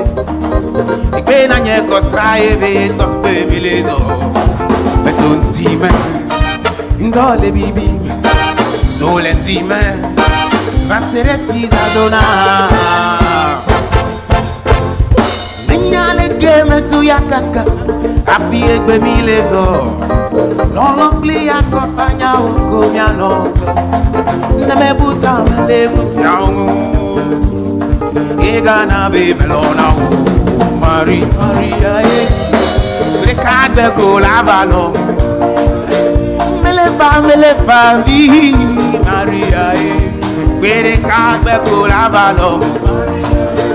Maria, Maria, Maria, le cagbe lo Maria, melefa, vi Maria, le cagbe con la valo.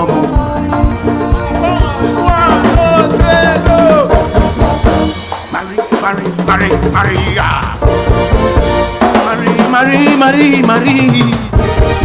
For the last time, 1, 2, 3, go.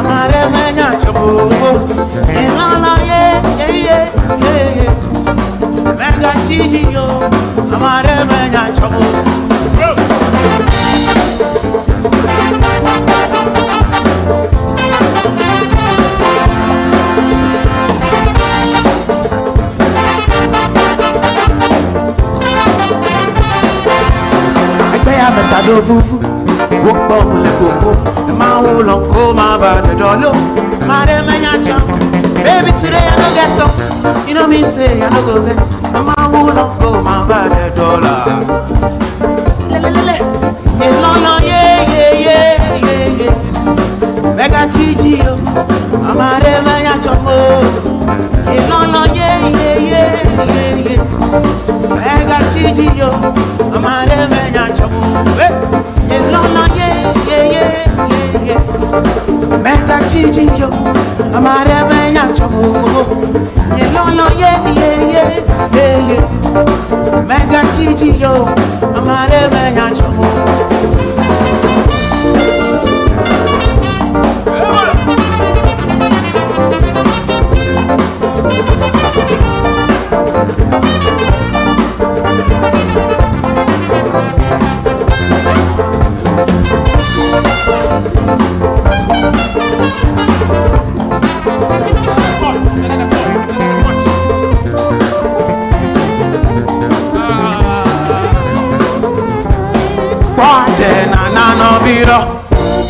Urekane diyo rekana yemira na fotile usame banga yo amadeke menya mekugbe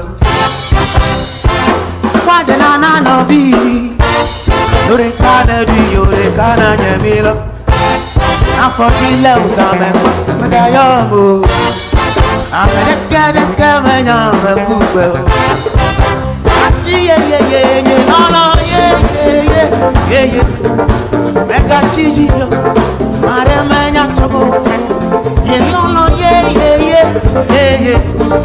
Mega Gigi, Mare Mania Chabo. No, yeah.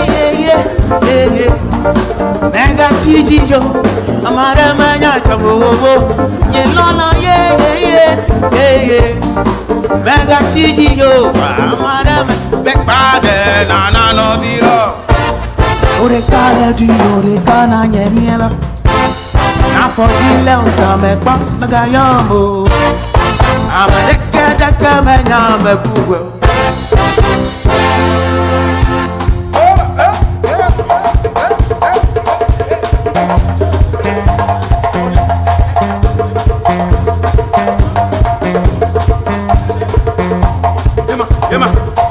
Mama Bobby, Mama Bobby, Mama Bobby, Mama Bobby,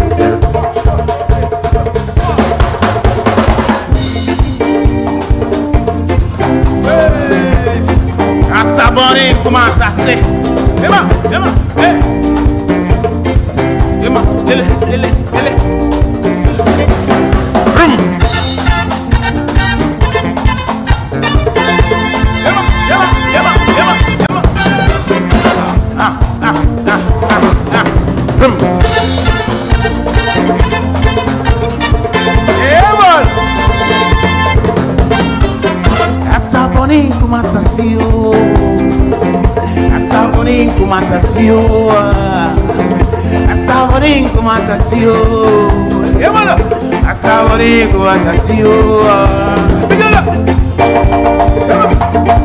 yemala, yemala, asaboni kumasasio, asaboni kumasasio. Asaboni kumasasio, asaboni kumasasio. Bijolo. Emara, emara.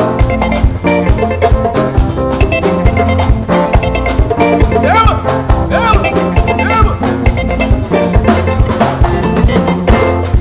Emara, emara,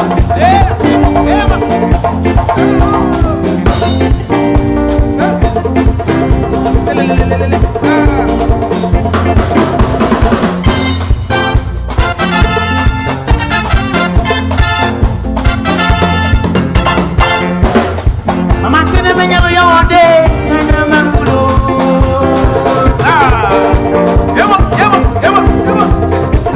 yema menya yode menya mangulo akaja la bio minye kakefi fe komila akwete swete sigiri so masma shemi adamana mesito bio minye kakefi fe komila akwete show go gini so masma shemi Dioba, Diana ma ben fienta. Opina fue mentum pulo na uobe kumi. Dioba, Diana ma ben fienta. Opina fue mentum pulo na uobe kumi.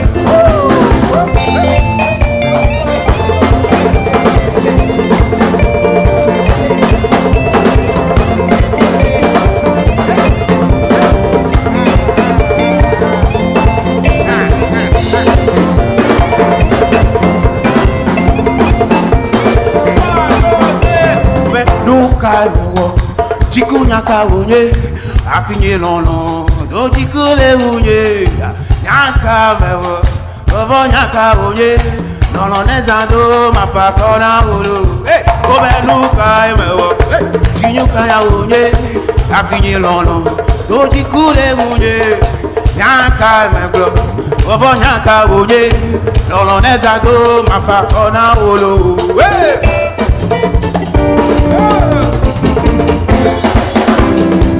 Ukanawa, chikunyaka unye, afinye lono, do chikure unye, nyaka emembo, bobo nyaka unye, lono nezando, mafakona ulu, lono nezando, mafakona ulu, lono nezando, mafakona ulu, lono nezando, mafakona ulu, lono nezando, mafakona ulu. Ebenu ka emewo, chikunyaka unye, afinye lono, do chikure unye, nyaka emegro, bobo nyaka unye, lono nezando ma. Nihamela niyeko, utoholo nenama, nihama dadadade, mao ebe lolon, sisi awoga lobi, debi madadadada, ebe ya. Yaya nini ngono, yaya fanboys, yaya fangirls. Mommy don't day, Kelly Sanka in the house, doing what side by side.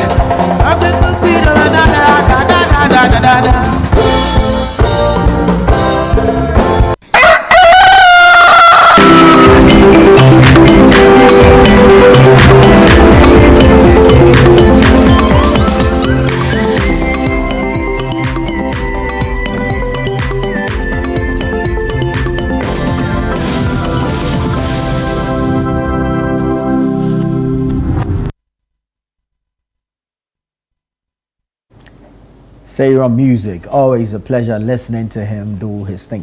I like the fact that he's able to sing all our local songs, which are originally in different dialects, yes, in the Ever dialect. Oh yeah, that's what he did. Yes. That's what he did. It's just beautiful the way he does it. And yeah. So he gave us a translation. Yeah. So for those who left the beats but didn't know what to sing, oh okay, let's sing it in Ewe. Yeah. But anyway, we're going to our phone-in segment, right? And today our phone-in segment has to do with one of the problems that we are beginning to encounter a lot. And like I always say, I wouldn't say thanks to the rainy season, but at the end of the day, we still need to thank it. Thanks to the rainy season, a lot have been exposed lately. Yeah. A lot has been exposed, from building on waterways to the people who just throw trash into gutters, and also that poses the question of sanitation, how we take our sanitation seriously. So like before in Ghana, there used to be sanitation officers, popularly known as? Town council. Tankers. Yeah. Did you ever meet them? It's actually town council. That we you know how we like to, I don't want to say anglicize names, but we have a funny way of creating names out of official or original names. No, but you see, I think it comes from the fact that we could not pronounce it in the English language, so we'd like to make it ours. Exactly. Yeah. Like I heard both roots was actually puff loaf. Yeah. Some people couldn't pronounce it when they changed it to both. There's so many examples. Town council. Bro, do you know how I've been saying tankers just like everybody else? Yeah, that's what it is actually. So yeah, so what they do is they're like if like sanitation officers, sanitation inspectors. They could actually come into your home and your water that you have stored, they will check if there's dirt in the container that is storing the water. Right. Because you see the whole thinking is that if they protect you and you stay healthy, you take a burden off the government. Yeah. You get it? Because at the end of the day, then the state will have to commit resources to treat or to take care of you. And if you do not take care of your own environment or your own surroundings, it is not only you that suffers. Other people will suffer. True. And to prevent that, there was a town council, and they could actually come to your home and do this inspection. Like this guy who is doing this nonsense, this guy would have been in jail by now. Yeah. Is that it's a woman, I think. She's a woman. To even think that that's a woman. Yeah. Jesus Christ. That's... Cleanliness is next to godliness. Godliness, yes, true. But we know, I don't know. Maybe did God make a mistake in creating us? Yeah. Because the thing in our head, sometimes I wonder if it's the same brain muscles that we have as I don't know. Anyways, this is who we are. Yeah. This is who we are. Right. Disgraceful bunch of human beings who think that there's wisdom in dumping waste in a drainage or in a gutter when it rains. Indiscriminately, yeah. And I don't see any wisdom in it. This will flow somewhere to go and choke the drainage there. And when it rains, all the water will come back downstream and will come and flood all of us. Right. And we'll go and sit somewhere and say, Abine government. What has government got to do with this nonsense that you are doing? You know. That a grown human being with a brain in his head, that brain should function rationally. With children. Someone will ask, is this the brain that we used to cross the road? Because if this is the brain that we used to cross... And just look at that. We dump waste indiscriminately, any and everywhere. Clearly, this is an Aboboya who has carried waste, and you won't take it to your final dump site.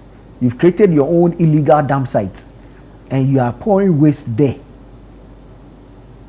Well, we've seen all this, and like I said, thankfully the rain these days, or this past few days, have actually exposed a lot of our bad behavior. I mean, we've been talking about sanitation on this show for the longest, but with what we are seeing these days, it just also clearly points out to the fact that we are also part of the problem. Exactly. And that's why we are asking the question today.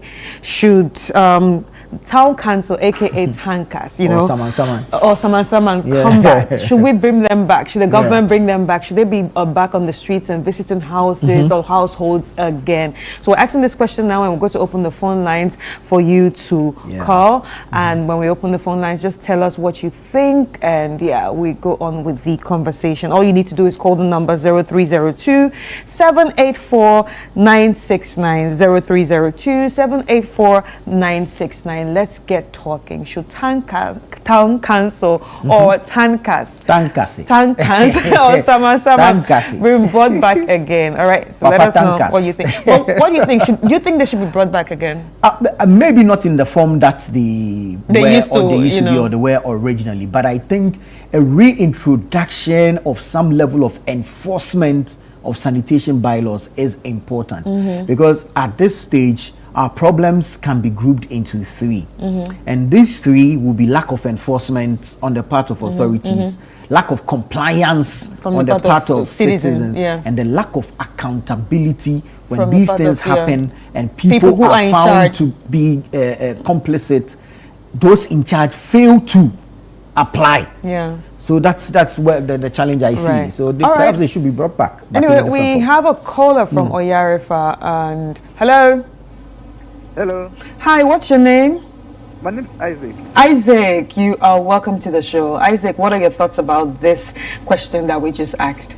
Yeah, I think we were not having this, external councils, but they were not helping us. Right. They will come to your house if they see anything wrong, instead of them to take the matter up, so that there will be seriousness. The moment you find something to them, then they go back. So I don't think it's necessary. And if there's any means, or something that can be put in place to check this, but I don't trust our people when they're on the field. They go there just to take money. Wow. And leave their work. So I don't think that the government should bother himself with our tax money to pay people who be collecting bribes, in homes. Right. So I don't think it's necessary. The government should rather put something in place, rather than those people who are having them. They don't do their job. So why to bring them back? Okay. Thank you so much. All right, thank you. Thank you so much, Isaac. That's a very eye-opening. I didn't see that coming. I didn't see that coming. But then you can agree with him. Every human institution, there are flaws, there are excesses, and people will always find avenues to enrich themselves. You get it? So for me, the basic solution to our sanitation problem in this country is attitudinal change. It's in our minds. People are just dirty people. That's the whole thing. And if people are able to change their mindset, why would you sit in a commercial vehicle? First off, what you are doing is disgusting, because you are eating out of the rubber. You are squeezing the food from the rubber into your mouth. And then when you finish, you just flip it. Are you okay? Anyways, Gilbert, good morning. Good morning. Thank you so much for joining us. Welcome to the show. What are your thoughts? Town council, Tankase, Sama, should we bring them back? Yes, my thought is the Sama or the Tankers. They've not gone anywhere. They are still around. Where? The number is down. So if you go to every municipal or district assembly or metro, environmental health officers, they are the same Sama or Tankers. So they've not gone anywhere. Just that the number that we have now is very low. That's why we are not seeing their effectiveness. Because if you go to a district like where I am, we have Where are you? Where's your district? Lembele District Assembly. Okay. And then we are only 4 officers managing about 130 something communities. So you are one. Are you an environmental health officer? One. Yes. So you're a Tankers? Environmental health officer. Yeah, I'm a Tankers man. All right. So what is your job, and how do you do it? The job, you see, the same like the way you are discussing, going around to check the waste situation and the rest. But disposal of refuse is all over. Is given to a contractor. Right. So and then the compliance of the people, how they can be able to. Some people, although the waste containers are there, but how to walk that distance to go and dispose of the refuse becomes their problem, and then they prefer dumping it. The one that you are even showing, those are bobo yard guys that picks the refuse from houses. Then instead of them sending it to the final disposal site, they look for a place. Then they just dump it there and go their way because maybe the dumping site is far. So they just dump it somewhere and go their way. Right. So those are the problems that we are facing. Right. So, like, what area do you focus on? I mean, like, in which area are you focused on?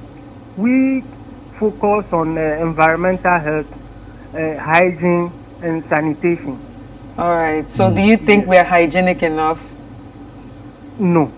For now, no. Because the rains are come to expose everything. If you're to advise viewers now on how to stay hygienic, how to, be environmentally conscious, what will be your advice to the viewers? What I would say is that they should find a safer place of dumping refuse. Let's say in every community they are waste contracted. Let's say the container. So they should pack the refuse very well in a plastic bag. Then at the convenient time, they send it to the container site. I think those ones will help rather than pouring it inside gutters. Very well, very well, very well.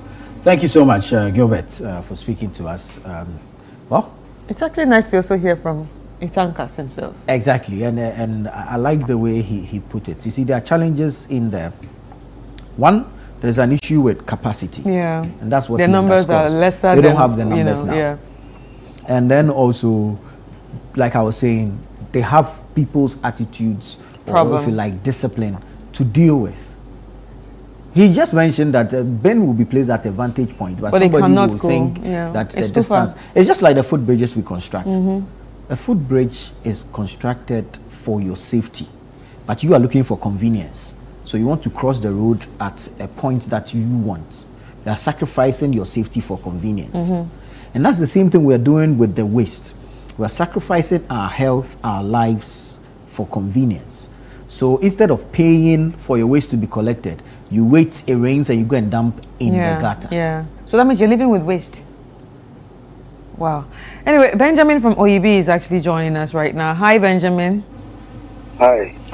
You are welcome to the show. Can you share your thoughts with us? Should tankers or Sama be brought back? Thank you so very much.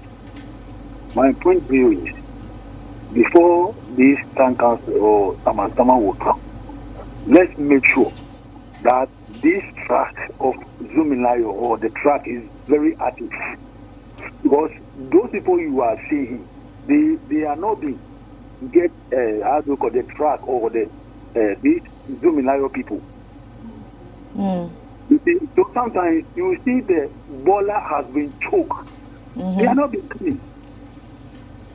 So before these Sama people will come in, then we need to be sure that this Zumilayo track will be very active in every way. Thank you so much. All right, thank you. All right, so he's basically saying that the trucks don't access everywhere. So they are not everywhere like it's supposed to be. That normally they are supposed to be going around and then carrying. I think, Zumilayo has become synonymous with waste management. Waste management, so we call so every waste management company is Zumilayo. Exactly. Yeah. I think that's how that's what he meant. That's if you're a service provider, then of course there should you should be everywhere. You should be everywhere. That's it. I think that's what he means. But apart from what he said, like I will agree with you that it's an issue of attitude. I am saying this because, like, in Togo, I've stayed in Togo before. I was born there. There's this attitude that they have. This is what I grew up seeing. In the morning, every household sweeps their house and sweep outside their house. But let's talk to Kevin first. Kevin from Dodowa. Kevin, let's talk to you. Hi, Kevin. Hi.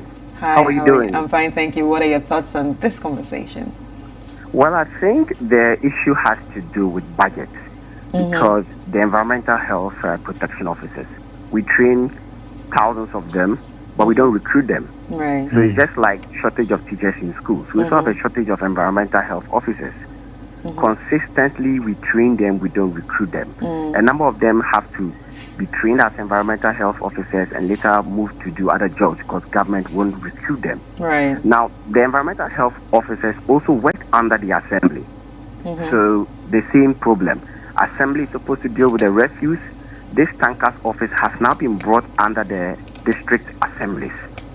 Now, when there is no funding, they have nothing to do. And that is the problem. We know the common fund doesn't come that commonly.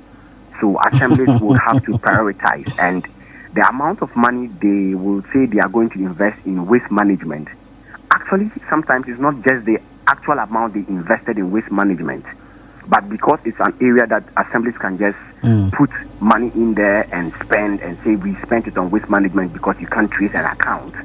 And it goes in there. But the problem is the environmental health officers are not enough.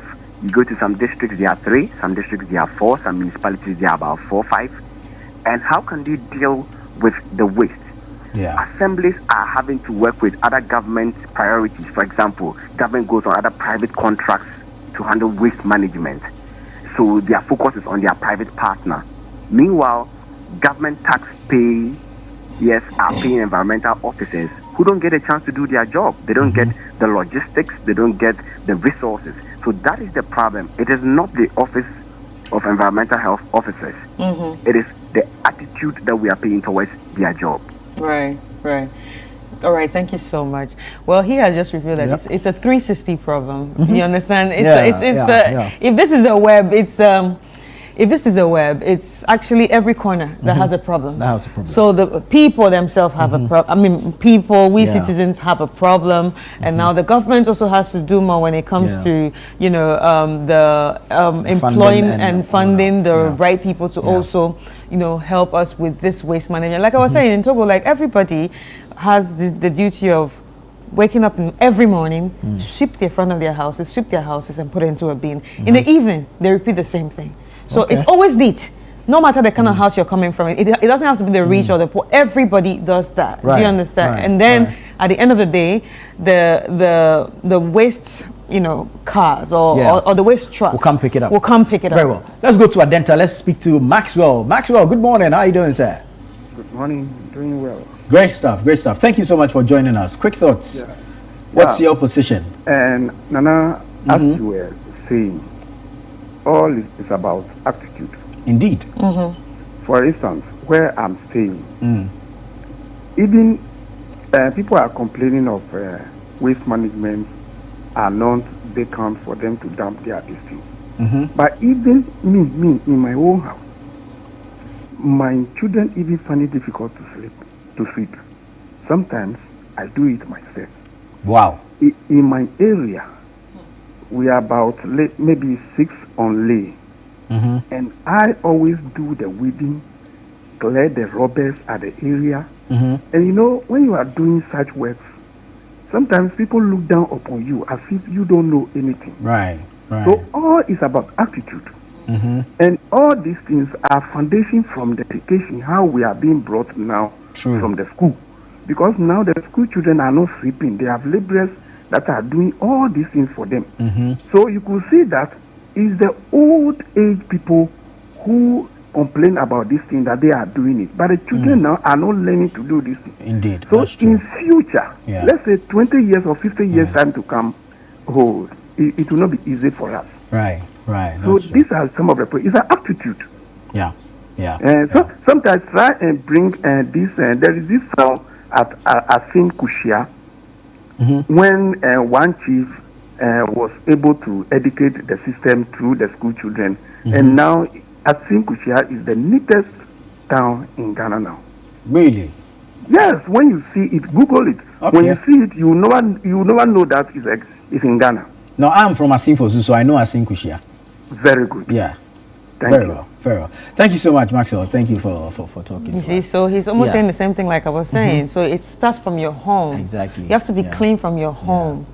I think I agree with him. You see, I don't know if it's modernization. But I wouldn't blame it on education system. Yeah, that's what I'm saying. I don't know if it's modernization. It's the house. Now, you see, now everything has changed. And I was watching a clip quite recently on how we are actually, we are parents, but we are not parenting. We're not parenting again. And the impact it is having on the children.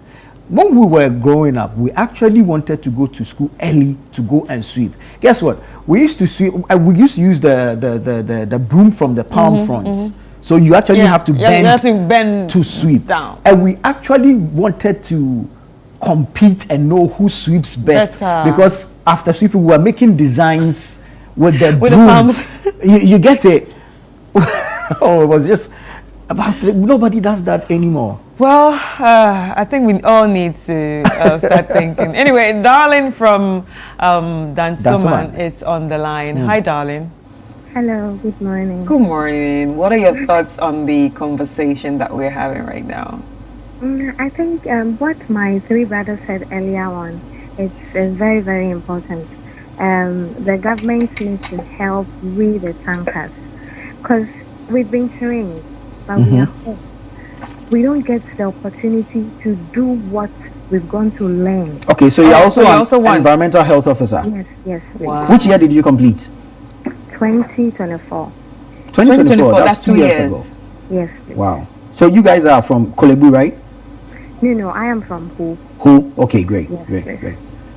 And we need education, more education on it. But the thing is, the government is not funding. It's like we are not important. It's like we don't exist in this country. And it's so pathetic. Sometimes you see the floods that is taking away people's houses and all that, and you are like, oh, what is going on? But you can't do anything. Because even in Pinifo now, they can't do anything because the government is not helping. Right. So we need help from the government. All right, so darling, what are you doing now while you're waiting for the government? Okay, I'm a makeup artist.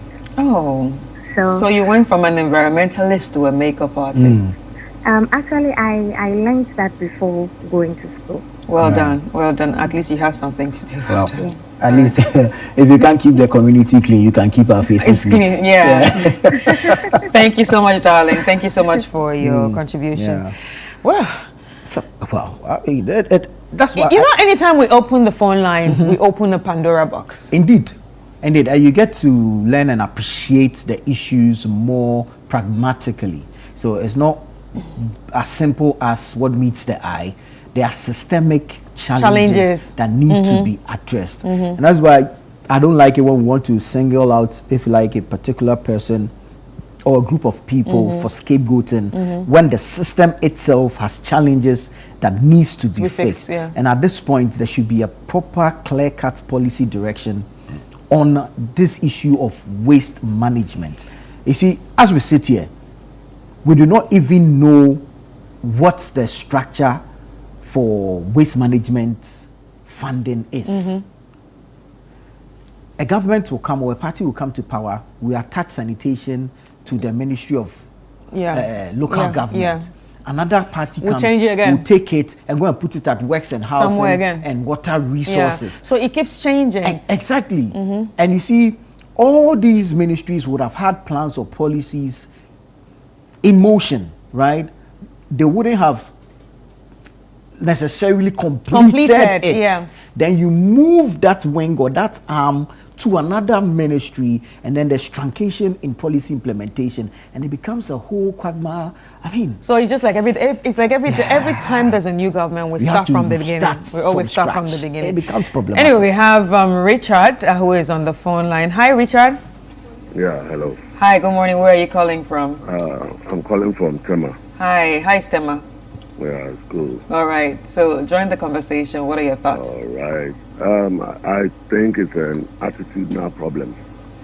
And I think it's not only for the government or the tankers people. I think churches must also come in, pastors of various churches will also come in and educate. Pastors?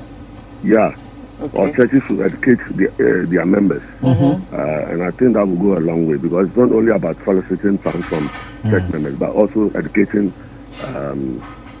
church members that you shouldn't throw rubbish into gutters or litter around. And I think this will go a long way. Right. Thank you so much. Thank you. Okay. I like the idea that he brought up the church. Yeah. Because the truth is we're a very religious country. Indeed, we are. And we listen to our pastors more sometimes.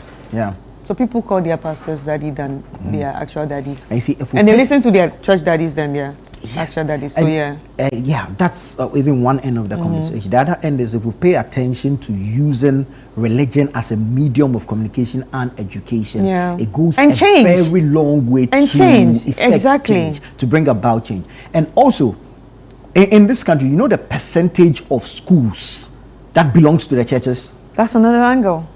You get it? That's another angle. So from the pulpit to the classroom. Yeah. Yeah.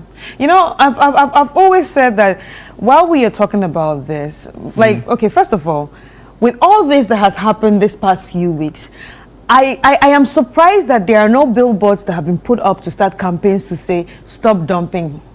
Stop dumping things in the gutters. I'm very surprised because I feel like by now there should be a campaign on that because it seems like people also understand campaigns. Remember when the issue of HIV was rampant? If it's not on, it's not in. There were campaigns everywhere. Send your girl child to school. There were campaigns everywhere. COVID, there were online campaigns everywhere. Drug abuse. Do you understand? So this is actually a problem that also needs a sort of campaign because people really understand campaigns in different languages, on radio, on TV, on social media, on billboards. Indeed. Bernice is calling us from Kaswa. Bernice, how are you doing? Good morning. Good morning, sir. All right. Did I miss the name? I heard Bernice. Yes, I'm Dennis. Right. Yes. Okay, sir. I'm enjoying your program. Thank you. I just have some code, but I'll try and then talk loud. Sorry about that. Yes. I like what you were saying this morning. You know, past in the days when we were going to school, we had this duty roster that we follow as part of the sweeping. Yeah. You know, and it doesn't really mind whether you are the B, whether you are coming from a rich home, whether you are from a poor. You are part of the group. True. So if the group that doesn't sweep well or keep the class clean will be punished. So all of us, some of us were living far away from our school. And we make sure even house duties, we finish first and go back to and finish what we need to do. The class, speaking around the school, speaking around our class and all that. You see, and those who didn't meet that era are people who are making a lot of noise and the filth and everything around because they don't see debt, they don't see waste, they don't see all of it. You know, some of us, when you come to our home, I clean up the house as if someone is coming to visit. So it's making my kids always see me doing it. So that when they also grow, sometimes to them, do this or do that and do that. Because it's not this time that I have to pamper them and give them all they need. Because cleaning is part of what we say godliness. True. So if you go to church with our tie and everything, your kids know that, oh, this my father there, the pastor, and is this, oh, my father is this, and you don't do all this. Then what are you telling God? You get it, my brother. So with this town council and all of this, I'm thinking that we should start from us. People sitting in trotro, they don't even care drinking pure water and throwing it outside. That driver needs to even stop. All of us should be one and put the person outside. We are waiting for government. We are waiting for environmental this, and they are not ready. If we don't start, how will they also help? Because the waste, actually, brother, it's really swallowing us. It will take over. It will consume all of us. And still the population is so people are still giving birth to. Every time. Yes. Exactly. Yeah. The death rate is even less than the birth rate. Yeah, we'll be brave. My brother, if you know, I'm thinking, say, we should start from us. If there are some points, some places, points, say they are soldier 4 are just there, or whatever, we can report. No, sometimes you'll be in a vehicle, something happens, everyone is quiet. If you talk, they say, hey, you there, you are a witch, you are this and that. But if you know there's a point that when you get, and someone stops, hey, what's happening? From wherever you're coming from, is everyone fine? You can talk. And this Osimiri sitting here did this on our way. Quickly they take him out. So it helps all of us. We are not going to be chokers or whatever, but it will help all of us to be straight. Very well. So, my brother, this is Thank you. Some of these things should be everyday thing for us to at least listen. Yeah. Thank you too. Thank you too. Thank you too. Right. I think that's apt. That's straight to the point. Yeah. And he said it all. But when he was speaking, he brought my mind to something that we've missed out on over the period. You remember communal labor? Mm-hmm. There was a period where I think it was every fortnight, Saturday morning, where I grew up, and this is Tema. We'll all come out. Everybody has to come out morning, and then clean everywhere. And we're cleaning. So if we have to weed the medians, we'll do it. But what are the sanitation officers for? Especially, last time I went to the market. You see, I don't think the sanitation officers are to come and weed. Okay. They are to come and ensure that you they are doing it. Yeah. I think that's what it is. But they don't do that again around our areas. It is done. I don't think now, just like they were saying, I think now there's lack of capacity. They are going to the school, they are getting trained, they are graduating, but they are not being employed. Because the last time I went to the market, that was 2 weeks ago, I went to Agbogboleshi. Right. Some places were not open because they said, oh, the sanitation officers are around, so they said we shouldn't open here. They were around. They but you want to open in the field. You want to come and sell food to me in the dirt. And it's so sad because they were there, people were closed, but nobody was doing the work. And that's the problem. So I didn't understand. So I was looking around. I said, okay, so why are you here? If you're not enforcing are you just enforcing that people should close their... So what is happening? Because nobody was doing everything. Well, let's listen to a few more people and then we can establish a trend. We'll draw a pattern and then we'll look at how to address. Let's talk to Abdul Hanan. Abdul Hanan. Abdul, good morning. Ooh, did we lose Abdul Hanan? Looks like we've lost Abdul Hanan. Yeah. Anyway, please call back. Please call there's back. actually an article here on gna.org.gh. KMA to reintroduce enhanced Saman sanitation system from July 1. Okay. So Kumasi, June 9. From the GNA, the Kumasi Metropolitan Assembly has announced that the reintroduction of what it has termed as the enhanced Saman system effective July 1, 2026 as part of the renewed effort to improve sanitation conditions in the metropolis. In the press statement issued by the Public Relations Unit, the Assembly said a special sanitation task force comprising of environmental officers, military and police personnel will be deployed to selected communities across the city to enforce environmental laws and bylaws. The task force is expected to operate from 0800 hours, that's 8 o'clock, to 1100 hours, that is 11 o'clock. So 8 to 11 on each working day. And the Assembly warned that offenders will be hauled immediately before a court of law for prosecution. So the KMA also announced that the next sanitation day will be held on Saturday, July 1st, 2026. As a national sanitation day. Within the Abrepor electoral area and will be led by the assembly member for the area. So there's more on that on gna.org.gh. I like the way you mentioned it. Yeah, Abrepor Junction. Yeah. It's a nice place in Kumasi. Yeah. But you know why they call it Saman? Why? So in Twi, if like Samai, if we say in Twi, that's me Samai. I'll tell on you. No, it's like to legally is to sue you. Yeah. Or to summon you. To summon you. So the sanitation officers come and do that. It's almost like Ewe. Yeah, they come and do their inspection. Yeah.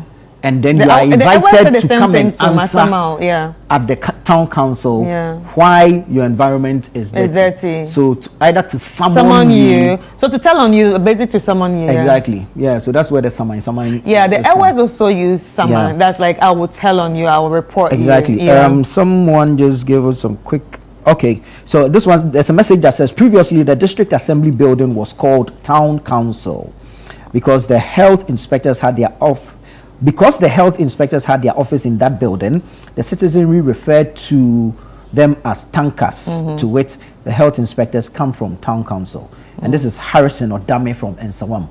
Harrison, thank you for that. This one says, this is not madness. They are mentally strong. It's just ignorance, lack of education, laziness, and lack of knowledge. The government is not to be blamed. We, the citizen, need to be caretakers. If we don't show concern, how will the government also? Cup half full or cup half taken. All right. Interesting one. Right. We have Faustina from Koforidua. Faustina, how are you? Yes, I'm doing well. You're welcome to the show. Can you, share your thoughts on the conversation? Okay. The environmental officers are around. They are still there. They are still there. Are you one of them? If you look, no. Okay. If you look at the environmental policy, sanitation policy, there is responsibilities for the individual to clean his environment and then make sure the premises is clean. And then there's a responsibility for the community, that the community, the cleaners we are talking about, they should also embark on cleanup exercises with the teams, so that everybody will be involved in the cleaning of the community. Right. Then we have the responsibility of the assembly, where they place communal containment. They sign contracts with the waste management people, so that they also place the communal containment, and they leave people dumping to it, and they leave as and when it is full. But there is payment. Somebody spoke about financing. There is payment issues, where even with the waste management people, with the common fund, it's now that they are giving the fourth quarter. But we are working. They are working up to June. So what happens to the January to this June? They haven't been paid. Some of the assemblies are now paying their fourth quarter money. So where would they get money to be doing the lifting? Now we know the fuel stations, they don't also credit, because now fuel stations are also many, and they don't have the fuel. So nobody is ready to credit you. So if you are not able to get the fuel to work, there's an issue. Where people are setting naked fire into containers, where the containers are deteriorating, who pays, who repairs it? So if the assemblies are also not paying the contractors, there is a gap there. True. The whole thing is 360, as you say, it's 360 finance. Indeed. And individual attitude. Attitudinal change is also part of it. So everybody should be involved. Sure. And then we know population is also increasing. Exactly. That's when they were sending the waste to the landfill site. Now population has increased. The waste cannot be contained. The landfill cannot contain the waste now. Yeah. And that's why Zoomland brought in these engineered landfill sites. Where they should dump. So the government has to look at all those things, and everybody will play a part. I'm seeing people dumping into the gutters. The environmental officers are there. But when they go and take action and send the people to court, some people are interested. Somebody somewhere will call, I'm interested in this case. You hold on. Who should be sent to court? Influence peddling. And some of the courts who are not working. Some of the bylaws are not gazetted. So there's a whole lot of issues to be looked at. Right. So the environmental officers, they are there. Thank you so much. Go around daily, house to house inspection. But when they educate, you can't go and be educating everybody. Our mothers taught us how to sweep from infancy. So should they go and be talking about that?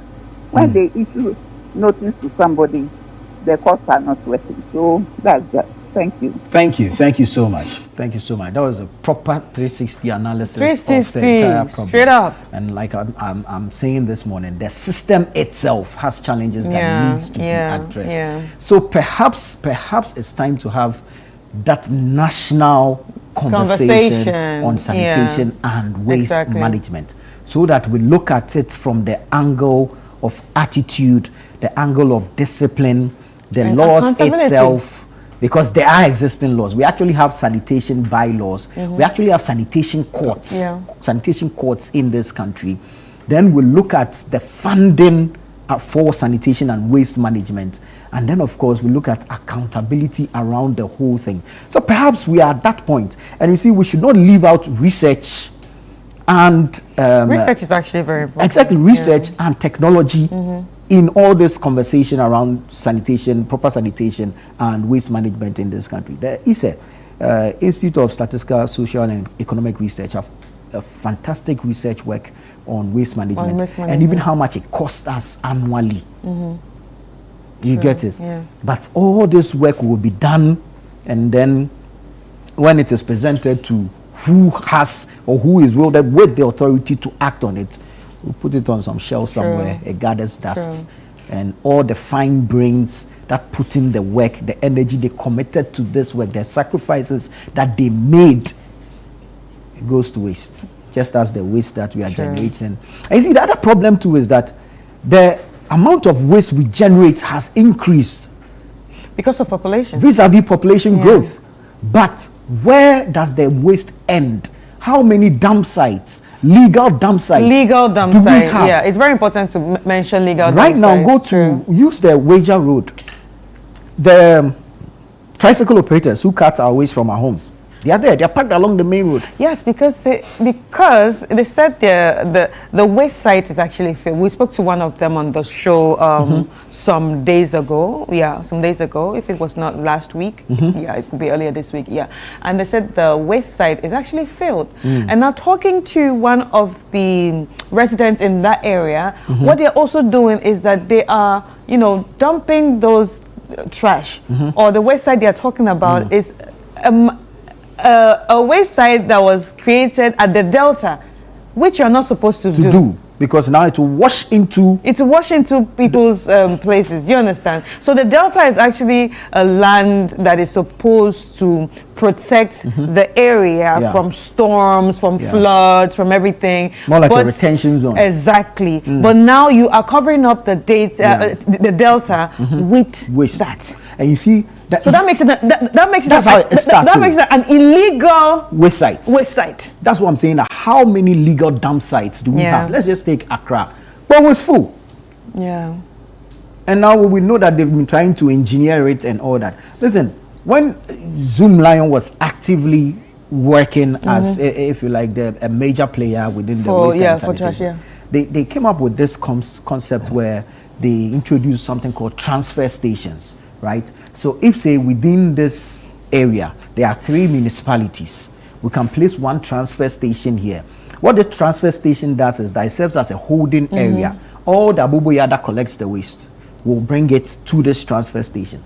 Now, when you get to this transfer station, they do waste segregation. Okay, so recyclable materials can go into this portion. Plastics, bottles, line 1, liquid waste, line 2, whatever waste, line 3, medical waste, line 3. And then when that segregation happens, then their trucks now picks it up. Will pick it up. And then the decision, based on what waste you are picking up, you know where you are going. Zumia has this Accra compost and recycling plant at Ajin Kotoku. So recyclable material goes directly there. You get it? Then the waste that is not recyclable can go to the engineered landfill sites at home. So it's not like you are dumping any and everything at one place. The place is full and we have nowhere else to dump. Of course, the people who are carrying the abuboya, they want to eat, they want to make their money, so they'll come and carry it and find their own ways and means of dumping it somewhere without getting caught. And that's where the problem is. But just take the concept of this transfer station thing. We all assemble the waste at one point. Then it is like breaking bulk. It's segregated. It's just like what we've been told to do in our homes. Paper in one bin, you have to segregate. Plastic in another bin, food in another bin. So you do your waste segregation at home. The same thing is done there at this transfer station. The transfer station receives from all the tricycle operators at one point. Then the trucks will come and haul to the dump site. And at that point, you can tell the tonnage or the amount you are receiving per day and how you are able to recycle or how you're able to push what to what end that will decompose on its own within this particular period. So everything is systematic. You get it? So, but looking at this, what comes into my mind, and that's exactly what I told to Philip the other time. What comes into my mind is that we might be saying, oh, who dumped this and who dumped this, but at the end of the day, you just talked about the wager waste site. This will grow to become an illegal dump site. Exactly. So basically, what I'm thinking is maybe the person also went to the normal place that they're supposed to and that place is full. And that place is full. But he needs his first 1 city for the day. Yeah. His 2 city for the day. So he will look for places that are illegal and go and dump. And the moment he dumps one cargo, the next person will see it. And then before you know, it becomes the waste site. That's how it starts. And you see, that's where I feel the enforcement bit and the inspection, monitoring and enforcement bits from the local assemblies is very, very important. It's just like these structures that we term illegal structures or buildings sitting on waterways. Are you telling me that a building, so what, you molded the building in your room and then you came to put it there at night and nobody saw? Yeah. No, you dig a foundation, even if you cordon off the area. If I am an assembly worker, I will know there's work ongoing here. Yeah. And that's where you need to take action. Even before it becomes a building, and if you are afraid to pull down a building, stop it from scratch. I think between, was it 2012 and 2014, there was this MC around, I think Martina. I think he was a fantastic example of an MC. You see the, what do they call this area in Medina? When you're from Medina, you're heading towards Legon before you get to the overhead. There was a, if you like, scrap dealers community that was coming up on the right. And I keep saying that's how it always starts. It's like the slum community. Yeah. It starts with one person, then another, the person gets a job in Accra, so he has to be leaving home to work, and then goes to bring a nephew from the village to come and stay. Now the nephew also gets job, decides to bring his wife, so he also has to put up a second kiosk. And that's how, before you know it, you have a kiosk community. That MC, I've forgotten his name. When he saw this scrap metal business creeping up by the roadside in this area I'm talking about, action. He took them away instantly. Because what you allow is what will continue. It will grow to become a community on its own, and now it holds political capital, political currency, and you may not necessarily have the will and the commitment to evict them. And that's when it becomes a problem. So yeah, we need a holistic approach to this situation. Maybe it's time to sit as a nation to have a national stakeholders dialogue on waste management and sanitation. But you know what's ironic? It's ironic that in 2030 we are all looking to eliminate these issues of sanitation because of the SDG goals. But as 2030 is drawing nearer, it's actually getting worse. Instead of us trying to make it reduce, it's getting worse. So that's why it's very ironic for me at this point. And I think this conversation needs to be looked at seriously. Very well. Yeah, of course. Anyway, that's where we also partnered Zoom Lion and Zoom Lion, the Ghana Police Service, for Clean Up Accra. So like we have been showing you throughout the week of the. I mean, we've been showing the work they've been doing, trying to distill the gutters and the drains and all that. But by the way, if you see them anywhere, please, support, help, join them, give them water, congratulate them, wish them luck, just encourage them, because we're doing something great for them anyway. Let me just throw in this quick announcement. So for those on the Ofankor and Sawam Road, there's an issue there. A trailer truck has overturned at the satellite junction of the Ofankor and Sawam Road, and it's causing heavy vehicular congestion and significant delays for commuters. We understand the incident occurred on the service road, prompting traffic diversions, and as a result, many motorists are using inner roads and alternative routes to reach their destinations. So please be informed if you are using that stretch. This is the situation there. There's a lot of traffic on that stretch. Please be informed and find you an alternative route. For the Ghana Police Service, National Fire Service and all that, this is also information for you. Let's move to the area. Let's bring some sanity to the situation. All right. Thank you. So we have a message here. Good morning. This is Nee from Wager. Please kindly do a proper investigation at where the guys are dumping the waste. I was told someone paid them to dump the waste there to fill the place so that he can sell the land. Oh, that's interesting. Yes. I was going to mention that. Yeah. That's how it began. So they begin dumping the waste there. Into this is the a delta. waterlogged Yeah. area, but they will dump the waste. When it gets to a certain level, someone will come and pour laterite on it. Oh. That solidifies it. And before you know, there's a structure on it. Oh. So yeah, thank you for this message. But that's the delta. And the delta is actually there to protect the land. These greedy people with money, they care. Why do you think Tama is flooding now? This is the waterways we are talking about. The delta is actually a waterway supposed to be left like that. It's is flooding now. Oh Lord! There is a water body I went fishing in as a child. Today I see a house there. So I'm asking how they collected the water. They don't use a teaspoon or they use a ladle. And this is exactly, what this comment says is actually, it actually solidifies what the comment of the resident that we spoke to last week said. Yeah. He said it's someone that has probably paid them to fill up the place with trash so they can build later on. Yeah, it's very possible. They'll fill it with waste. It gets to a level, they pour laterite on it, solidifies the thing. And before you know, there's a house there. Or a structure facility there. And the problem is somebody not watching the That's assembly? What I'm saying, that you don't. It's not legal. In charge of it's the not area, legal. You don't arrange it in your room and come and put it there. It is a building and it's construction. It says construction. It is constructed. You understand? Oh, Lord. So you should be able to see it. And this issue of lack of capacity doesn't wash for me. Yeah. Because it only takes one officer to go on inspection tour in the municipality to identify all constructions that are coming up. And we're saying it here on TV, so it's not as if no one is hearing us. We're saying it on TV. This is the maybe the RCC should be interested in this matter to check what exactly is happening at Wager. They've been parked there for like 2 weeks. There's a health concern, there's a waste concern. If there's now it's raining. Cholera is out there just waiting to. Anyway, someone actually sent another message saying sanitation is not our priority anymore.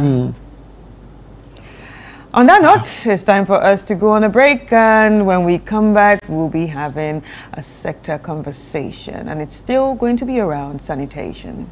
We'll be back.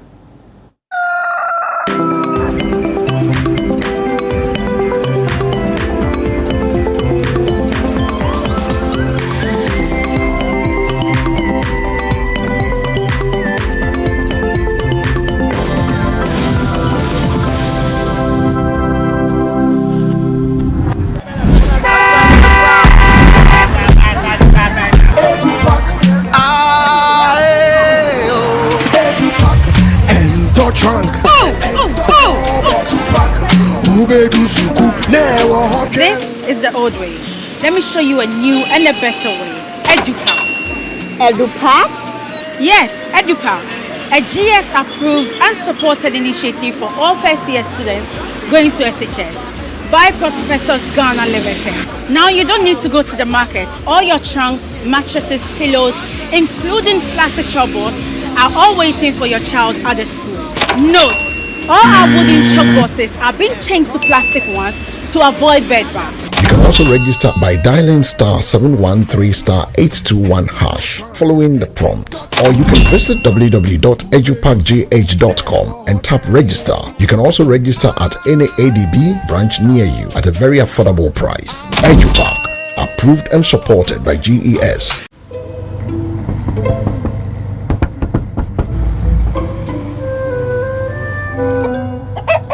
Numerous cases of people falling asleep have been reported across the African continent.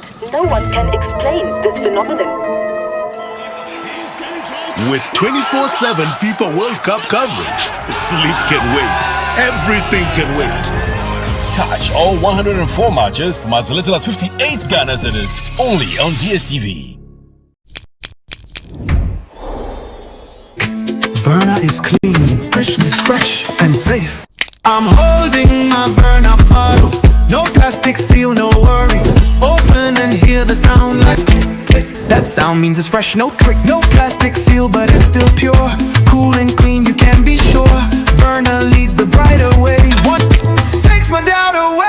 If it clicks, it's Verna. If it clicks, it's clean. Sip it, feel the difference. Verna water, pure and green. Click, open, sip. stress, just sip.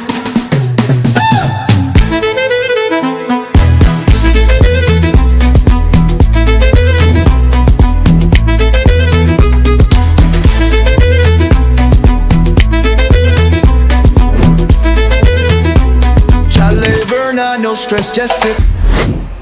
This advert is FDA approved. In my line of work, a confident smile is everything. Kel Charcoal Toothpaste keeps me on top of my game and ensures my smile is always radiant and bright. With the tiring nature of my job, we spend several hours under the scorching sun. To keep our teeth white and our breath fresh all the time, we use none other than Kel Charcoal Toothpaste. Kel Charcoal Toothpaste. You're on a Kessie and in a kit one. Samayo Kendini, who be here, Semetra Sapapadia to Amame Manfo, Kel Charcoal's natural ingredients, and a bomb is so by, a man's swing, Nesasu Mama Hotoso, a will beg you. Kel Charcoal Toothpaste. Choose Kel Charcoal Toothpaste for anti-cavity, whiter teeth, and fresher breath all day. Available in 80-gram and 150-gram. Grab yours today. Kel, happy smile. This advert is FDA approved.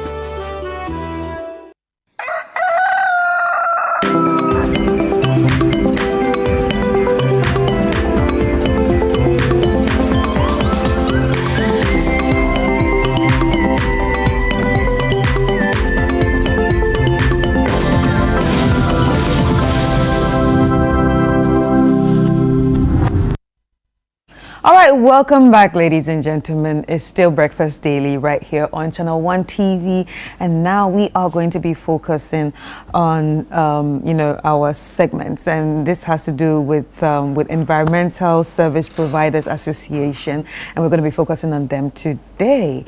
So the conversation is going to be with Ama Ofori Antwi, who's the Executive Secretary of the Environmental Service Providers Association. Now it's time for us to get into this conversation, so sit back, relax, and enjoy. If you have any questions, do not forget to send it via the WhatsApp number on your screen, and she will get to answer everything you need to know when it comes to this association. Hello, Ma, how are you? Thank you, and thank you for the opportunity. Okay, you are welcome. Now let's get straight into it. First of all, tell us about the Environmental Service Providers Association. Good morning to your viewers too. The Environmental Service Providers Association, we normally call ourselves ESPA. It's an association of private waste contractors, and with the membership is varied. So currently, as we speak, we have the formal workers and then the informal workers. So with the formal workers, we have our members who do the door-to-door. We have members who are into liquid waste, that's the septic entities. We have those that we have the car owners, and then the union, the drivers. We have recyclers. We have members who are into e-waste. We have members who are into hazardous waste. We also have members who are into landfills and then transfer station. So the membership is varied, and even with the informal sector, we have those who do the aboboya, then we have the scrap dealers, then we have the sachet pickers, then we have the waste pickers. So this is how the membership So all the aboboyas we see are all under you?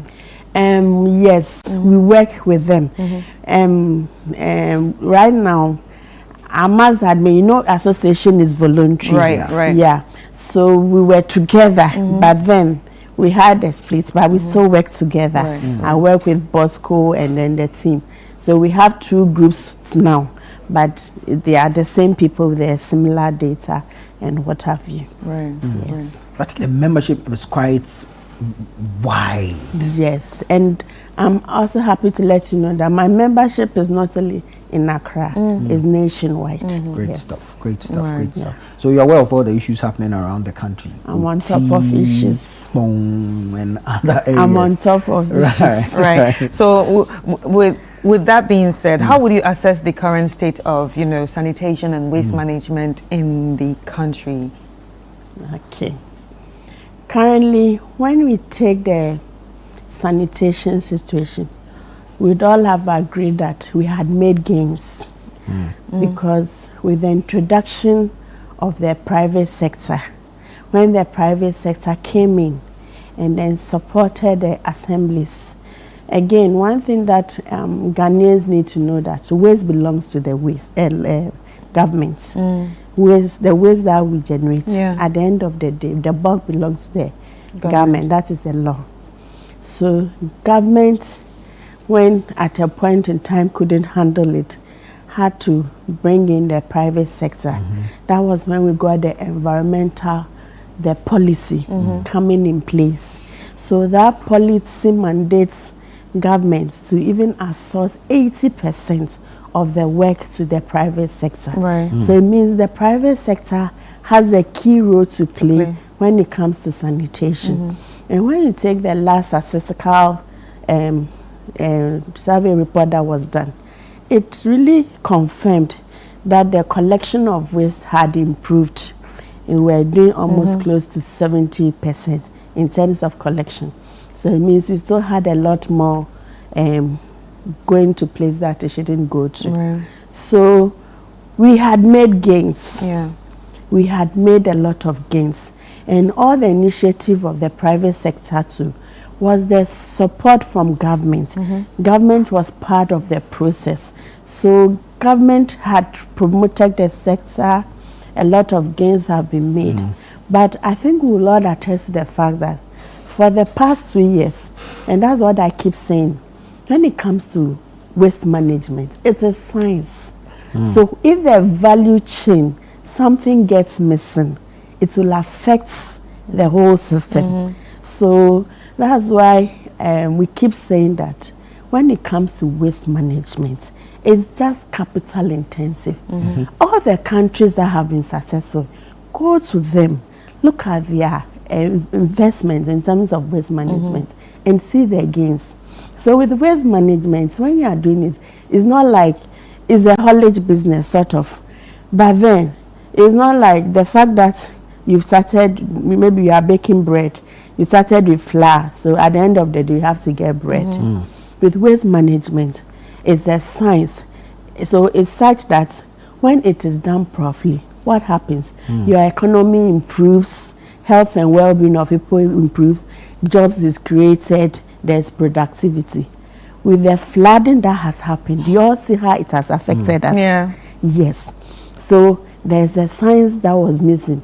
You would agree that we had a private sector. I think it was, I know it was Zoom Lion that was sweeping our streets. You realize that it's been absent for some time now. What has happened? We take it for granted. Those sand and those small things you see on us, don't underestimate them. They have gone to clock in addition to human behavior and activity. So you went around, you took pictures, you all saw what was there. What was there? It was filth. It was rubbish. It was waste. So we had made a lot of gains. Government had supported the sector. We had moved forward. We had the transfer stations working properly. Myself, I was surprised that last Saturday I had to go to the wager place. And that was when I got to know that apparently all the transfers had broken down because they said they couldn't sustain it and it wasn't working. And that is the science I'm talking about. So that is the cause of the backlog and the cause of the illegal dumping going on in our cities right now. You see. So when you ask me, the current situation now, it's not the best. It could have been better. Especially looking at the gains that we had attained previously and then where we are right now. What will make the situation better? What will make the situation better is for government as usual to support the private sector, because the work that we do it on behalf of them. And unless they, it's like even with the door-to-door, is a franchise contract. So until they give us that mandate, we do have no power or whatsoever to operate. So the sector, per the environmental sanitation policy, they said even we should be getting to almost 100% private sector participation. So all the world over, that sanitation has been successful. How was it done? We don't need to reinvent the wheel. You go for the good practices. So how was it done? All those countries, the system is such that there's a dedicated fund. Our money is ring-fenced and put aside. So if we take the value chain and we want to, even from point of generation to collection, treatment, and then the final disposal site, if it is done properly, we can even create over 100,000 jobs for the teeming youth. Look at what we are seeing at Wager. Can't we do it properly? Can't we have a coordinated response and then ensure that this economy is also working properly? Because whether we like it or not, the informal sector have come to stay and they play a vital role. So they need to be supported. So how can they be supported? This is why we have to have the transfer stations strategically positioned in the city, because you cannot do more than 40 kilometers turnaround with waste. So they shouldn't even have to travel, even that is for the compactors. So even for the IKEA, the Aboboya and the tricycles, they have the other one, the 3-tie ones. They shouldn't even be doing that more than 20 kilometers turnaround. And for every assembly, they should have a sanitary site where these activities can go on. Then in the night, the trailers can haul them to the final disposal site. But even that is not the way to go now. We have to start segregation at the households and now do a lot more recycling and ensure that we do not have a lot to send to the final disposal site. So if we have a waste composition where 60% is organic, we should be turning that 60% into compost to support our farming, to green our land. You see, so when it comes to waste management, it's a science, just that it is capital intensive. So when people hear figures, they are always like, we are investing so much and we are not getting it. Is not true. The engineers in this country will attest to the fact that even with the private sector, currently the rates that we collect are not cost recovery rates. That's those even doing the door-to-door. Those who are managing the landfill sites and the final disposal site, they are not being paid for the right tonnage per collection. When you take the World Bank, they have standards there. They have rates that they are supposed to pay. They don't even take anything close to what the international standards are. But why is it so? So this is where government, if we are indeed promoting public-private partnership, government needs to create that enabling environment, that leverage, and ensure that it's done properly. Because for private sector, they are in there to make profits. Unfortunately, this is a sector that is for public good. That is where the conflict is. It's for public good. So whether government likes it or not, government has a role to ensure that citizens' lives are protected. And it is the rights of citizens. If they knew, I'm sure they would demand. Just like the way we had the free SHS. And then now we have the big push. You see, anytime government is committed to something, they prioritize it. So if indeed government wants to solve the sanitation problem, it has to prioritize, and then attention will be paid to the sector. If this is done properly, we have a whole lot of issues resolved.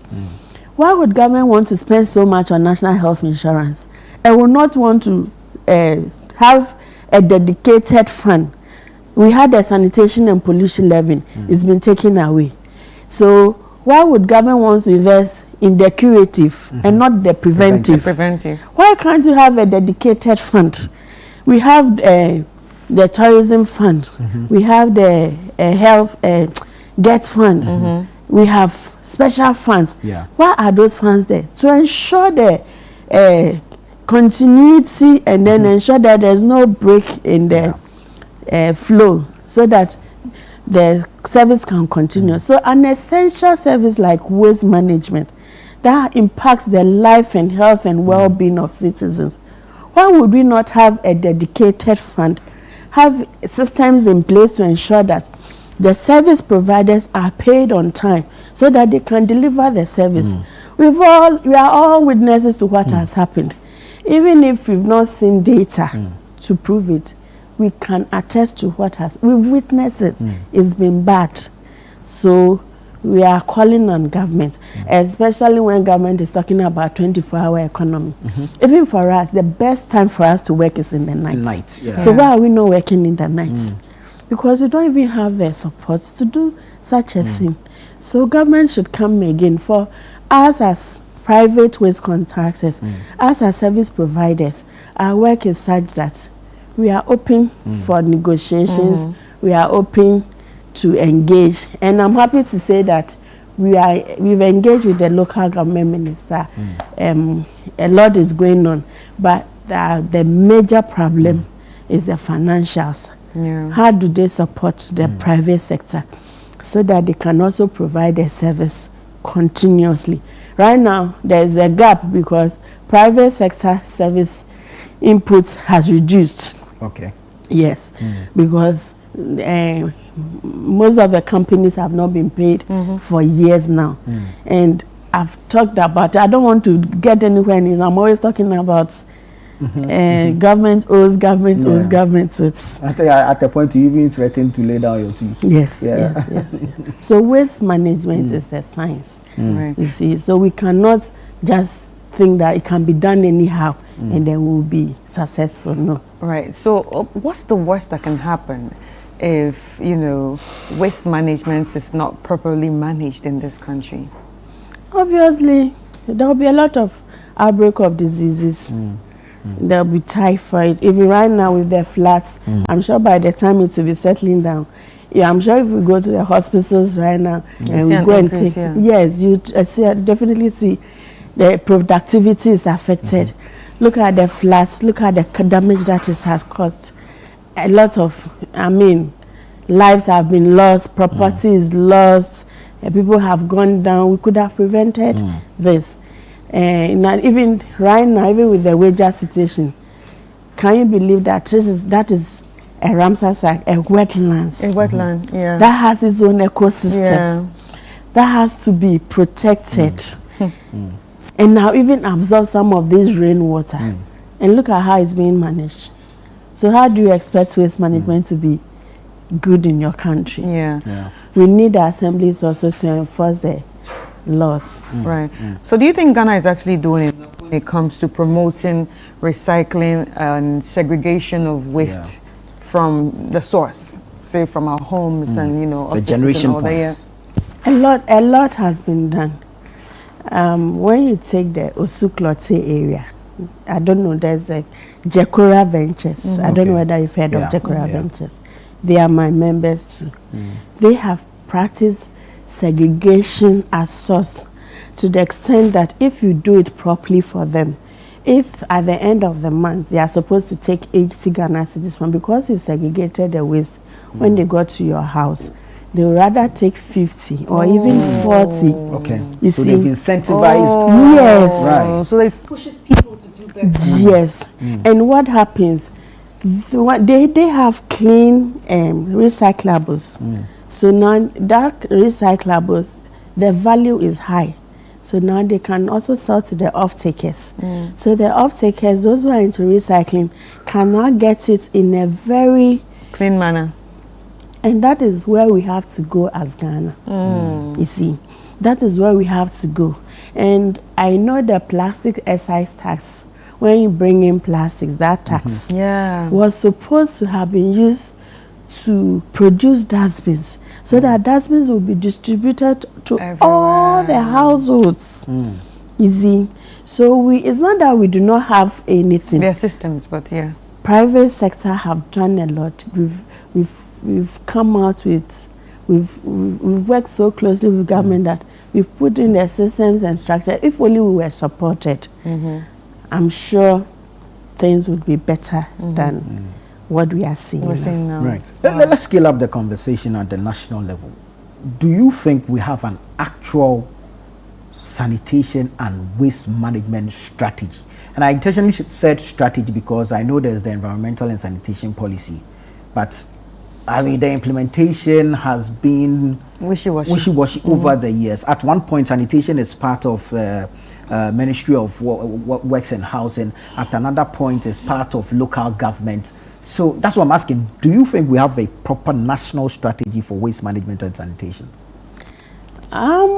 We do. I'm sure you'll be surprised to know that we do. The assemblies have the DESAB, the excessive. It's been well planned. But I realize that even with their plans, what is missing is funding. Right. How can you come up with a plan, but you are not giving the assemblies the resources to do the implementation? Right. So the same gap that is with the assemblies is the same gap that is with the private service providers, because we are implementing the work on behalf of the assemblies. Yeah. Right. Do you get it? So the gap has to do with funding their projects. They have beautiful plans out there. They have beautiful strategies out there. It's the SAP, the districts assembly, and then there's a excessive. Yeah. So they have. Yes, they have. So all and boils they even down to have the funding. Yes, they are. And but they have their the heads of waste management in the metropolis, then the municipal and district assemblies. They have their MEHOs at the metropolitan and health, environmental health officers. Right. Yes. So they are all unable to. They are doing their best because we work with them. They more or less see to what we also do in their districts for them. Right. So we work hand in hand with them. So they have, but the challenge is still one thing: the funding. So that is why we are so calling that seems on to be the biggest challenge. Yes, that's why we are calling on government that we should have a dedicated fund for the sector, just as we have funds for other sectors, like the gate fund. We also need but the a dedicated common fund should cover this. We should also have a dedicated fund for our sector. Right. Yes. Let me find out from you. Now you work on behalf of the local assemblies. So it looks like it's a decentralized system. If we should centralize it and say have a national sanitation authority, will it be able to address this funding issue? Yes, that's why we want the authority. We've worked with the assemblies for some time, and one thing they've also come up with, which I agree with them absolutely, is regulation. They think we provide a service without a regulator. Okay. So they are also of the opinion that maybe they are also not getting value for money. So if we now have a regulator to ensure that the private sector services are being regulated and implemented properly, it will now go a long way to bring out the transparency, even the procurement process and everything, so that everybody can also be part of the process. Yes, so it would help. If we establish an authority, but will this authority with a dedicated fund, exactly, where we can have the regulator sitting there to regulate the activities of all the service providers that are providing service. Interesting, because I feel that's what is missing out in the conversation, and that's how come if funding from central government to the assemblies delays, then it affects everything and everyone along that value chain. And I feel perhaps we should be tilting towards that conversation of a national sanitation authority, act as a regulator, but also, if you like, have oversight of a dedicated fund to help in our waste management and sanitation drive. So perhaps we should be pushing for that conversation. But as private service providers, what is the level of engagement between you and government, especially at the top, regarding some of these things, where if you have a seat at the table, then you can push this conversation of a national sanitation authority? We started this campaign as far back as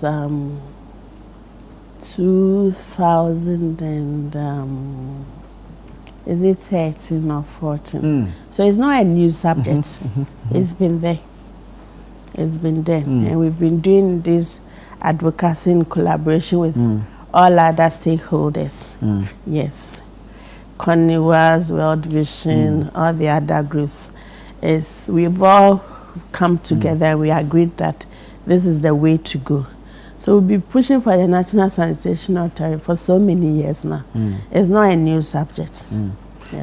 The pushback with that and the arguments I've heard have to do a lot with concerns about adding additional layers of bureaucracy and all that. Do you see that happening if we should establish this? When you take the health sector, what is happening there? And you realize that they are efficient. We have the health service, we have this, we have that. We have key departments playing their role. Right. So it's the same thing that has to happen in the sanitation sector. Yeah. But if you look at it right now, what reforms are urgently needed to address some of the problems, or say improve sanitation nationwide, apart from the issue of funding? What are some reforms that we need urgently? Okay, currently as we speak, we need final disposal sites. We are lacking infrastructure. I know Ghanaians are shouting. Yesterday, I was at another program. They are like, the service providers are not efficient. They don't pick on time. They are business people. They want to work and make more money. But here they are. Where to even go and dispose of the waste is a challenge. And even in the night, ideally, good practices all over the world. Waste management is done in the night. Even in the day, they are not even able to access the existing landfills that we have. As I speak, the whole of Greater Accra metropolitan area, Gamma area, all of them go all the way to Adipa, that's in Sawam. And then I know Ajin Kotokutu has not worked so well because I heard they've also not been paid for some number of years now.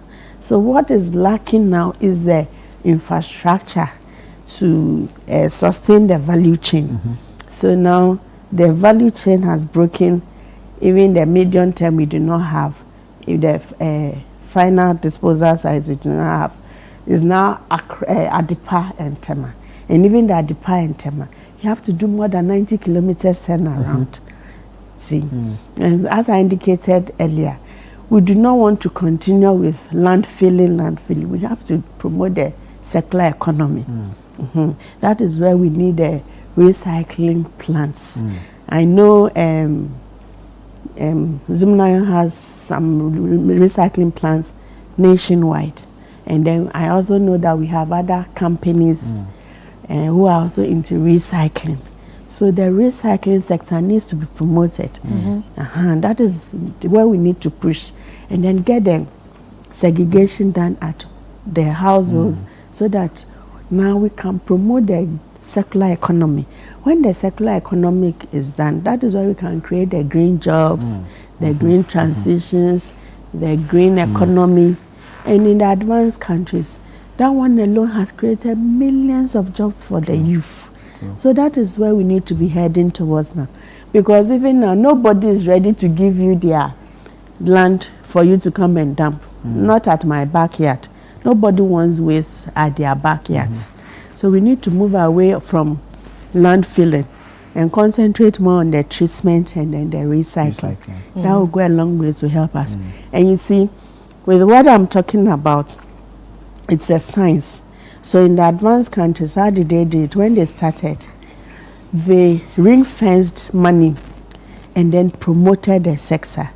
20, 30 years later, when they realized that the companies were now very viable and sustainable, then they withdrew that kind of subsidy and then the support. That's how the Netherlands did it. So we also have to charge the polluters. So they did it in the form of a tax. So they had the extended producer responsibility, the extended polluter responsibility. What happens is that the polluters, like the big companies that are polluting, the bottling water, you are responsible to ensure that you contribute so that the products can be retrieved from the market and then treated in such a way that the product can be recycled, it's recyclable and can be reused, so to protect the land. So this is the way we have to go. So government in its own way can have other innovative ways of generating levies, taxes, funds, put them together to support all the companies that would want to go into recycling. You see, there are a lot more companies that are into recycling. They have a lot of recycling companies. So government needs to promote this sector. Yes, that's how we need to go. And let's talk about technology. But before we get into that, which countries are you shadowing in, on how to manage waste in this country? So which countries are you looking at? Which countries are you taking inspiration from? Which countries are you, say, following keenly on how they made it work for Ghana to also work? Even when you take Rwanda. Oh.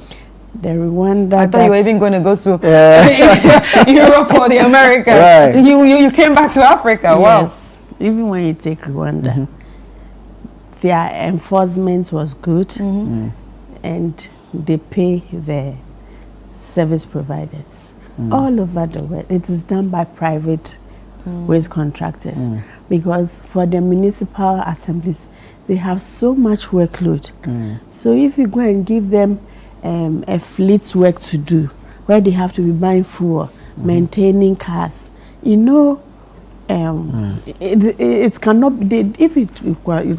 If they were able to attain it, they wouldn't have asked for private sector participation. Right. So once you brought in private sector, all you need is to have a stream of financing for them. We do the calculation. You pay us per tonnage for collection, and then that is it. So going forward, even when they zone an area for you, they should ensure that the drains are part of it, the whole community is part of it. So in addition to just doing the door-to-door, you should also be responsible to ensure that that whole neighborhood is clean. That is the good practice everywhere. And then they work 24 hours. You see, when you travel, you see the people working around working the at night. streets. It's true. They work 24 hours. Nobody do 3 hours and go and sleep. You see, so the good practices are there. So indeed, if we want to see Ghana clean, these are some of the commitments that government has to, do. Government has done a lot. If you cannot leave government out, because it's all that has been achieved by the private sector. It was government was part of the process. So which technology or innovation do you think can also help us in, speeding up an effective waste management system in Ghana? An effective waste management system in Ghana, we just need to look at the value chain. And now that we have the informal economy or the informal sector, that also play a key role. Even with the recycling that I'm talking about, when you go to this place, Dakuman, and then you move to North Industrial area, we have a lot of aggregators, a lot of informal recycling is going on by the informal level. You see, when you take the e-waste, a lot is going on. And even the sachet water, you've been seeing them, they pick, they buy. So these are things that can be done properly. If immediately we start thinking green, we can start thinking green, we can start thinking circular economy. If we know the impacts the job creation rate alone is it will boost Ghana's economy. You see, right? Even just the job creation that we are going to get there is going to improve tourism. Imagine Ghana is very clean. The more people that will be attracted to come to our country. You see. All right. Okay. Awa, thank you so much for joining us this morning. But before you go, how much are you owed? According to my members, I do not have the figures, but I know some of the facilities are owed maybe even 3 to 4 years and all that. So I'll just make a plea that we should sustain the gains that have been made. We should not go back. We shouldn't let the gains that have been made be spoiled. Currently, as I speak, the union, I had a complaint from the union and the leadership last week. They are telling me that even the service provision at the Lavender Hill is not good. And then I had the informal sector people also complaining to me that they didn't have a place to dump. We had a dialogue at Kimpisi, I think 2 weeks ago, and then this subject came up. So in collaboration with government, we know we can resolve the impending crisis. Instead of us always looking at knee-jerk solutions, and I think it's about time we have a holistic approach to this whole thing. Let's sit and know the actual costs of waste management in this country. Then we know how we can commit to what and what not, commit to what not. So going forward, a lot of education also needs to be done. Sanitation is a shared responsibility. Our attitude in this country too needs to be looked at. Indeed. Attitude. Attitude also play a key role. I think I can even say about 60%. If we can change our attitude, it will go a long way to help us in this country. We need the assemblies to enforce the sanitation bylaws. The assemblies needs to bite and at the same time also reward. So those that are doing the good things should be rewarded, but those that are doing the bad things should be punished.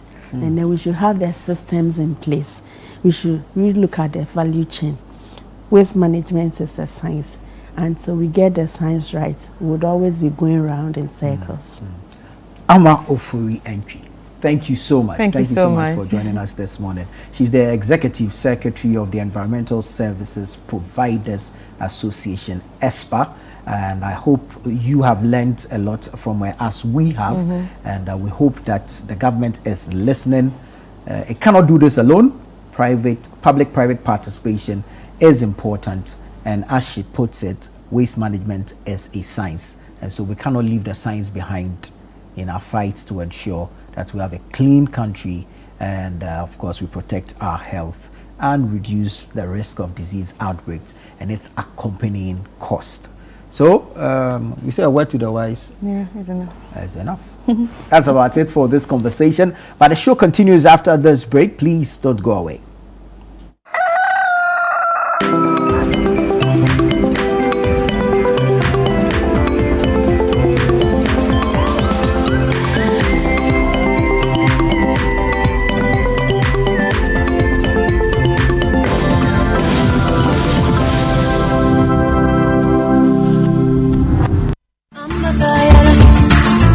Ready this July to step into a world where culture meets commerce, ideas turn into opportunities, and Made in Ghana takes the spotlight like never before. Welcome to the Northern Business Fair 2026. For 2 powerful days, the Jubilee Park will transform into a buzzing hub of creativity, innovation, and enterprise from the Savannah, Northern, Northeast, Upper East, and Upper West regions. From beautifully crafted products, innovative packaging, fast-growing local brands, and indigenous corporate bodies, every stand will tell a story of passion, resilience, and growth. This is not just a fair, it's a full experience. It's a place to discover, a place to connect, a place to grow.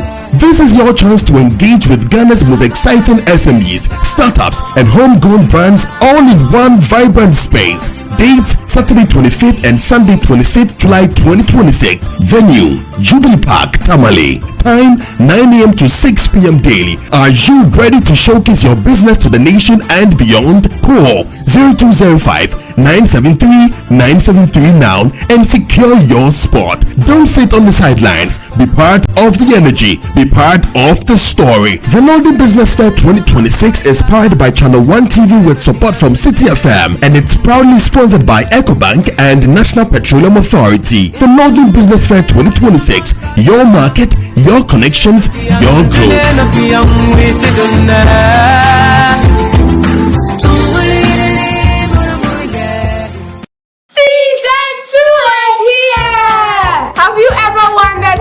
Favorite things are made, or what really happens in places you see every day, then get ready for season 2 of the Wonder Space Show with Miss Natalie. This season, the adventures are bigger and there's even more to explore. We take a closer look at how things are made, from everyday treats to machines that move us around. All made right here in Ghana. In this season, we also discover exciting places around Ghana, where ships come and go, where books are waiting to be read, and where messages are sent near and far. We meet inspiring people with big ideas, from discovering a powerful plan with a cool story, to learning how to take care of our smile. And yes, the DIY activities are back. Fun experiments, creative challenges, and exciting activities you can try at home. Are you ready? Then gather around and let the adventure begin. You don't want to miss season 2 of the Wonder Space Show with Miss Natalie.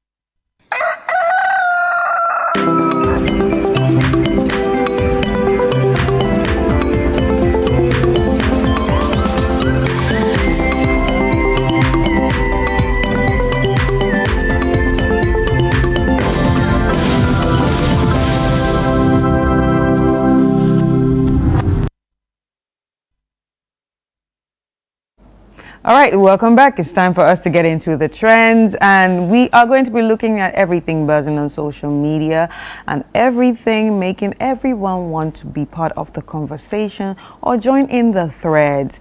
And these trends actually come from social media platforms like Twitter, X, formerly known as Twitter, and then we have Facebook, we have Snapchat, we have Instagram, we have TikTok, and so on. So the big one, which popped up yesterday, it's not one of celebration, although it came from a celebration, it turned into something very, very sad. And this is about the one that we read on the papers this morning too, where a private legal practitioner died amidst celebrating Ghana's win over Panama. Sarah Araba Tete, a private legal practitioner, died after suffering a cardiac arrest while celebrating Ghana's win over Panama.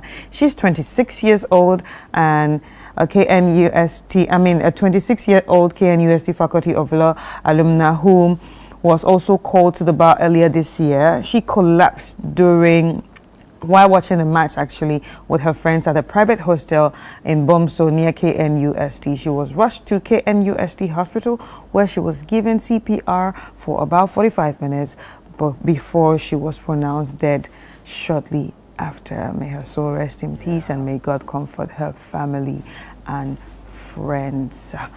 Quite a sad one, but yes. Let's read some comments, what social media is saying.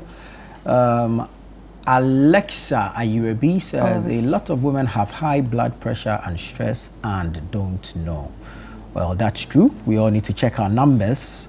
Celebrity Style Boutique says, oh no, Araba, how? And she puts the heartbreak emoji there. It's quite sad. Maufemo says, this hurts. Peaceful rest. May she rest in peace. Prince David Osei, that's the actor. The crying emoji, 3 of them, is what he has posted. Yeah, it's really a sad one. I mean, you don't even have to know her. You don't even have to know her. You don't have to be friends with her to, if like, sympathize with her situation or to commiserate with the family. It's really a sad story. That something that is suspected to bring all of us joy will cause us so much pain. And well, what has happened has happened. There's not much we can do about it. However, we can draw lessons from same and protect ourselves going forward. Know your status, know your numbers, check your numbers, know your numbers, and act upon them. Don't just go and check and go and sleep and do famanyame. It won't help you. So let's act upon them. But strength to the family, peace to her soul. Right. Yeah. All right. So moving on, the next one is another sad one. Finally, Nollywood actor Alex Ekubo has been laid to rest. He was laid to rest yesterday, and the remains of the beloved Nollywood actor Alex Ekubo, affectionately called Chief Ikuku, has been laid to rest in his hometown yesterday in Abia State. At the final burial yesterday, 18 June 2026, mourners were seen clad in majorly white apparels as they mourn the passing of the actor and bid him final farewell. Among the mourners were his beloved wife and also close actors and friends bidding him farewell. And these are scenes from the burial ceremony yesterday. That's his wife. And yeah, it was another sad one. Yeah. And that's his little brother, which he always showed on social media. And those are Nollywood actors and actresses all bidding him farewell. And that's his best friend Ike Bona, his sisters, and so on. It's really a sad one. Young, vibrant gentleman, and we also appreciated and that's his sister right talent. There on the ground crying so much. The family will be distraught. I mean, it's actually very difficult to handle. Indeed it is. But let's check out what you guys have been saying about it. No, we actually have no comments on this. Clearly. Well, I think the story speaks for itself. It's quite sad. We wish him peace. Yeah. It's a lot. It's a lot to handle. And he was one of those actors that was a very nice person. He cared for everyone, and he was kind to everyone. He could actually give you his last. If he had like one CD, he could actually give it to you.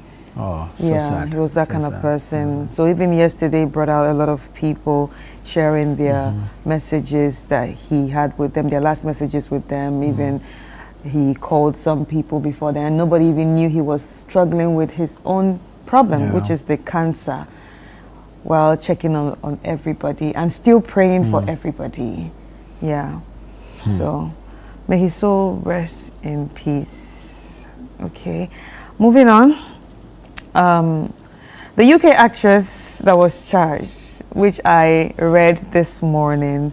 So this UK actress was charged with importing meth worth almost $300 million into Australia. So a British actress who appeared in an EastEnders spin-off and a Jason Statham movie has been charged with trying to smuggle 320 kilograms of meth into Australia from West Africa. So on the news item, it was from Ghana. So Emma Hussein, 34 years, appeared in the Sydney court on Thursday after she was charged with attempting to import a commercial quantity of methamphetamine into Australia. The maximum penalty is life imprisonment. And police allege that Hussein, along with a couple from South Australia, tried to import meth hidden in bags of charcoal in shipping containers from Ghana.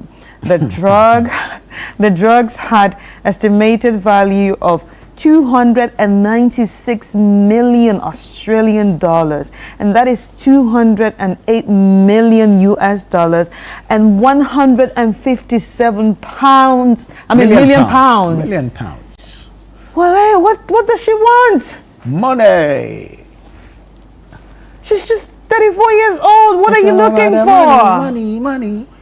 It's all about the money. What kind of money are you looking for? That's a lot of money. You'll be there. But of course, you will not assume that all that money is going to her. Well, yeah, but it's not all that money is not. It's a ring. It's a ring, but you as an actress, why put yourself in that situation? Well, people do all sorts of things for all sorts of reasons, right? So yeah, it's probably one. But it seems like from my understanding, not on this story alone, it seems like the Ghana police and the Australian law enforcement have been working. There's been a lot of international collaborations. Exactly. Yeah, especially coming from Australia. It's the same Australia that there was the issue of the, the social media guy, influencer. Yeah. The Telegram issue. Yeah. It was also from Australia because it was alleged that the lady involved, died. So that's how it was traced. Do you understand? And also the issue of the child pornography by two Ghanaian parents, using their children for child pornography was also from Australia. So it seems like there's been a lot of collaboration with law enforcement from Australia. But this is wild. A 34-year-old actress, that much money. That's wild. Anyway, you don't like money. It's true. Maybe you don't like money. I thought I liked money, but you think we are here for chicken change? For chicken change. But anyway, we have some comments on this. Let's check out some of the comments and what people are saying on social media concerning this issue. Big Alpha tweeting at Big Afele says NACOP couldn't detect a cocaine worth over $300 million at our port until it reached Australia. Now narcotics wants to meet the Australian authorities for a meeting. Is it coke or meth? It's meth, actually. Yeah, it's meth. Yeah. $300 million worth of illegal drugs. Methamphetamine passed through our ports to Australia without the Ghanaian government's knowledge. Wow. This doesn't look good at all. Ghana Manuel sent that. Almost $300 million worth of drugs left in Ghana and busted in Australia. The drug trade is flourishing. This calls for a comprehensive investigation. So it looks like more people are worried that it moved from here. And that's a genuine concern. Yeah. $300 million worth of drugs allegedly imported from Ghana into Australia. Ghana's reputation is taking a hit. This is not good for us. Indeed. Indeed. Not at all. All right. The next one is from Mr. Irish. 3 things are happening. Bad. $300 million worth of drugs imported from Ghana into Australia. Yeah, so I think people are more interested in the reputational damage. Of how it left here and nobody saw it, perfectly concealed in charcoal, and nobody saw it. Wow. Wow. Anyways, but I think the narcotics control has also been doing a lot of work. At least we can't, what's the word? Act as though they are not working at all. I mean, these guys are also smart and getting sophisticated by the day. Yeah, people are getting sophisticated by the day. So cut them some slack. We're doing some work. But of course, we know that our image out there will be hit if $300 million worth of drugs go through our ports undetected. But we need more international collaboration and more internal. I think the collaborations are very important, and people should not also forget that it's not that it's going to look bad on Ghana alone. We can learn from this. True. We can learn from this and then do better. But then again, kids, stay safe. Don't be in trouble. Don't put yourself in trouble. And when people are asking you to carry things for them, be careful, because it seems like the drug situation is getting a lot. And please take care of yourselves. take care of yourselves. All righty, let's go check out our video of the day. Yeah.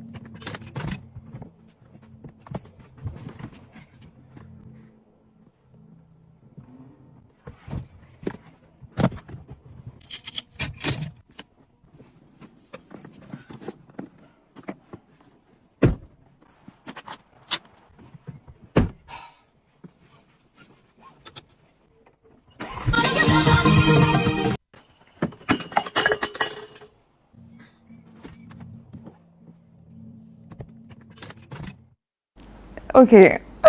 So why are you people like this? You know, I'm laughing because it's the same thing with my car. When you get into my car, there's a cup for water, there's a cup for tea, then there's a bottle of water, extra water. Then I have shoes in the bag, then I have some clothes, then I have makeup. Then if you open the compartment, you see a lot of earrings, you see my lip gloss, you see so many. It's the lashes for me. Yeah, she had to design a lash. You know, I've actually seen a car like that in Ghana. It had lashes on the headlight. But I was waiting to see. What? I was waiting to see if it was a woman driving, but it was a man. But the thing had lashes. Yeah, well, probably not his. Yes, but it's beautiful. But you never know. We beautify the cars. You never know. Nothing surprises me anymore. Yes, and I have bling bling on my on the steering wheel. On my steering wheel. Right. Yeah. Right. But there's a lot of makeup in my car. I don't know what to do. So anytime he goes to the mechanic, I said, please, don't touch my makeup. Yeah. Don't touch my this, don't touch my that. I just let him know that I know everything inside. And I have earrings. But you understand he needs space and room to work. Well, that's why it's a girl's car. So why won't you clear the car before you hand it over to another person? Well, you chose to drive a girl's car. Jesus Christ of Nazareth. And the volume, it seems like all women love music, and all the volumes in the car is very loud. So you don't love music. I'll tell you the truth you are running away from. What? You don't want to hear the squeaking under your car for you to go to the mechanic. So you turn on the volume loud and pretend your car is fine. That's another angle. Yeah. That's another angle because it happened to me, but I don't want to hear it. You don't want to hear it. Yeah, so you pretend it doesn't exist and you cover up with loud music. That's what you do. Wow. Yeah, we know those tricks. Oh yeah, when you hand it over to us and return that, you pretend nothing happened and ask us to go and fix it. Did I hear a sound? Really? You heard a sound? That's well, when I drove it, I didn't hear any sound. Wow. So you blame us for your problem. And then you pay. Yeah, smart you. Yeah, but we love you regardless. Thank you. Thank you. Yeah. Anyways, happy birthday to an amazing friend, Emmanuel Kwanzaa of Accra Technical University. Wishing you a day filled with laughter, love, and all your favorite things. Cheers to another year of adventure and making memories together. This is from Nana Ofe. So I'm suspecting this is Emanuela Kwanzaa of Accra Technical University. Anyways, happy birthday to you, and we hope you have a swell birthday. Now it's time for us to get into some entertainment. There's a stranger in the house. It's Friday, and every Friday we like to keep it, entertaining, very entertaining. So we cannot do the show without some entertainment. Are you ready? Anyway, Fifi is in the house. Fifi, how are you? Fine, thank you, Chris. I love your jersey. Oh, you do? I love it so do? Much. Yeah, representing the Ghana. Oh my God, you're the same person that thinks I don't really Ghana. Like you are aware I'm here, right? Yeah, it's a language both of us understand. Okay. Yeah. Yeah. Continue. Please, how are you? I'm well. I miss you so much. Yeah, I miss you too. You're dressed for the weather. Yeah. That's good. I mean, if you're single, if you're a young man, these are the things you need to. Dressing doesn't have anything to do with being single. No, I mean, people have human blankets, but I don't have any. So you cover yourself with the blood of Jesus. Jesus, in the mighty name of Jesus. Thank you. What do we have for entertainment? A lot going on in the system. But let's kickstart with Black Stars anthem for this World Cup.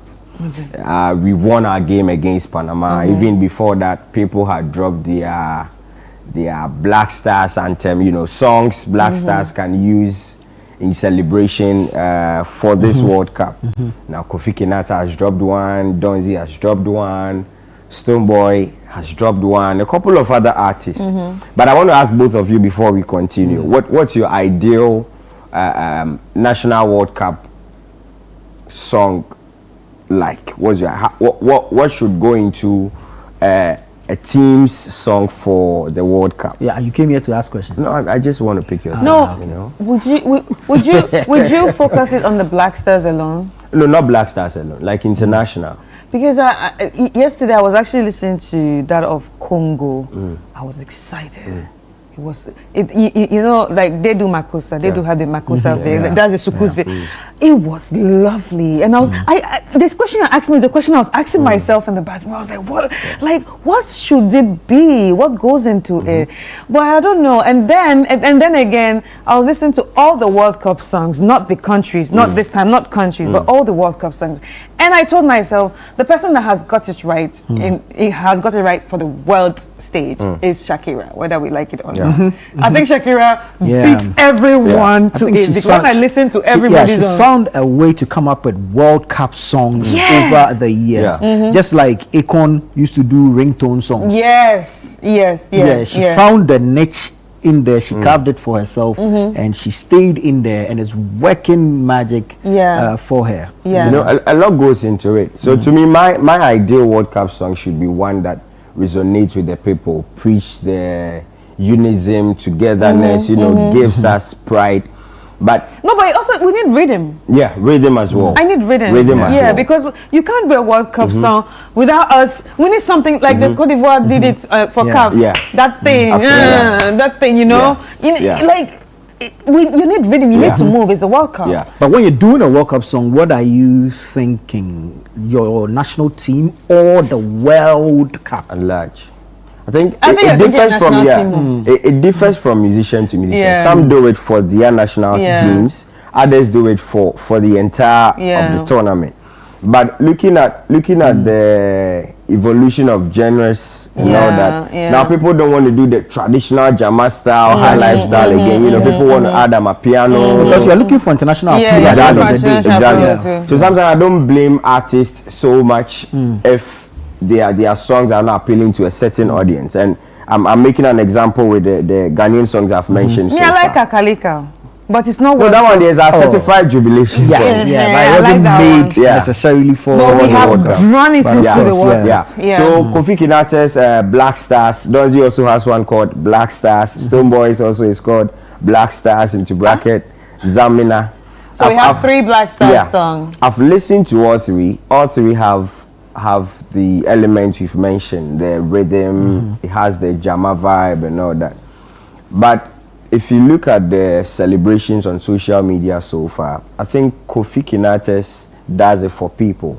I don't know about you, and I can't speak. I can't choose that as the all-time favorite. Maybe we should play it and so let's take a listen. Like to 3 of them. All 3. Yeah.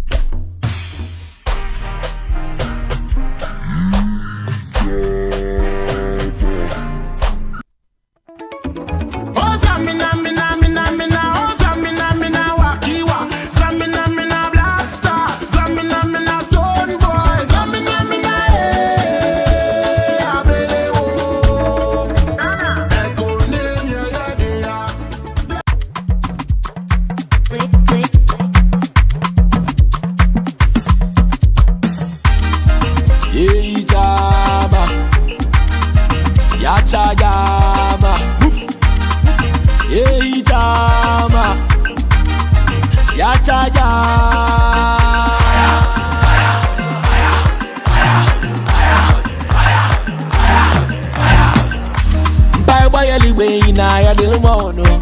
Kakalika, yes, so ina, yes, so my one pay. Bye bye, anyway, ina, Delumono. Kakalika, yes, so ina, yes, so my one pay. Gano dende, blasta so dende. Gano dende, blasta so dende. Gano dende, blasta so dende. Gano dende, blasta so dende. Yita mubi Bafana Bafana Samia. Ya chaja mubi Bafana Bafana Samia. Yita mubi Bafana Bafana Samia. Ya chaja.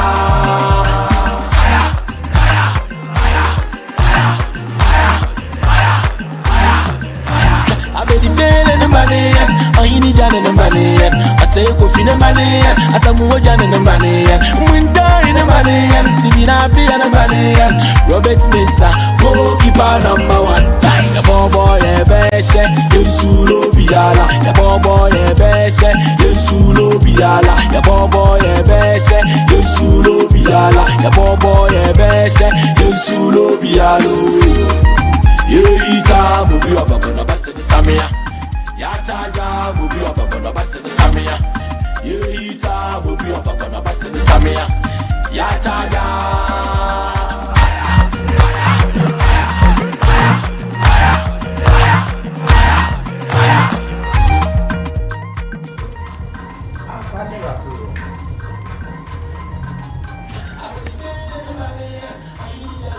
Charlie, no, the verdict is yours to make. The verdict is I know the one I want. But it's pretty obvious. If you don't know how to say it, I will say it. It's pretty obvious. Actually has like a better version of what World Cup song should be. But it's not my own. I just felt it was a bit lazy. I don't want to use the word. A lot of work didn't go into the truth of the matter is and it sounds like there's nothing wrong with gospel. There's nothing wrong, but it sounds like a gospel song. And the other one, Donzi's song. It's typical Jama. I feel like it's too raw. Yeah, it's too. Lots of engineering didn't go into it. It's too. Let's sit and boys. Yeah. You know, that's how it sounds. But the other one,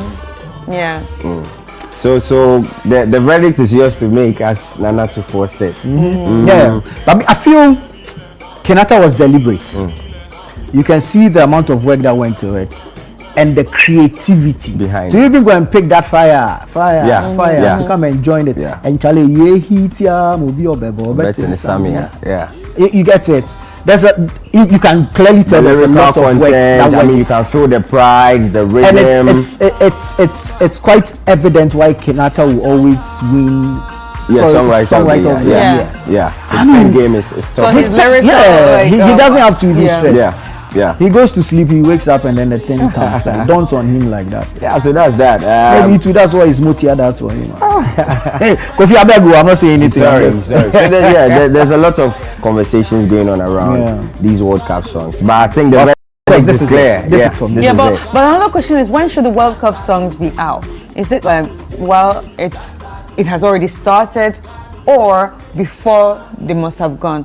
I think it should be before. Oh, I don't think it's a thing. I don't think it's a requirement. I'm an artist. There's a period. I want to ride on the trend. So I put out a World Cup song. Well, that should. But that's not a requirement. No regulator is asking me to do anything. If you drop it earlier or prior to the World Cup and it does well, I mean, it carries us throughout the World Cup or the entire period we are going to be in the tournament. So that's the advantage. It's yours to your benefit. It's for you to read the times, the markets, and decide on what you should do. Exactly. You know, one of the best, if you like, Black Star songs ever. Kudus Day. Kweku Flake. Yeah. Hard song. I heard that just yesterday. Yeah. Oh, really?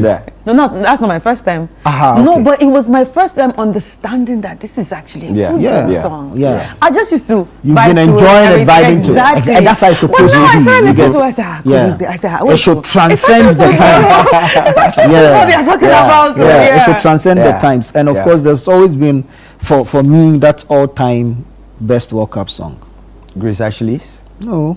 World Cup, I mean international. Oh, okay. No. Waving flag. When I get older, I will get. Yeah. What is Canaan? I'm not sure. Canaan. That song and Shakira's Zamina Mina. I struggle to choose one.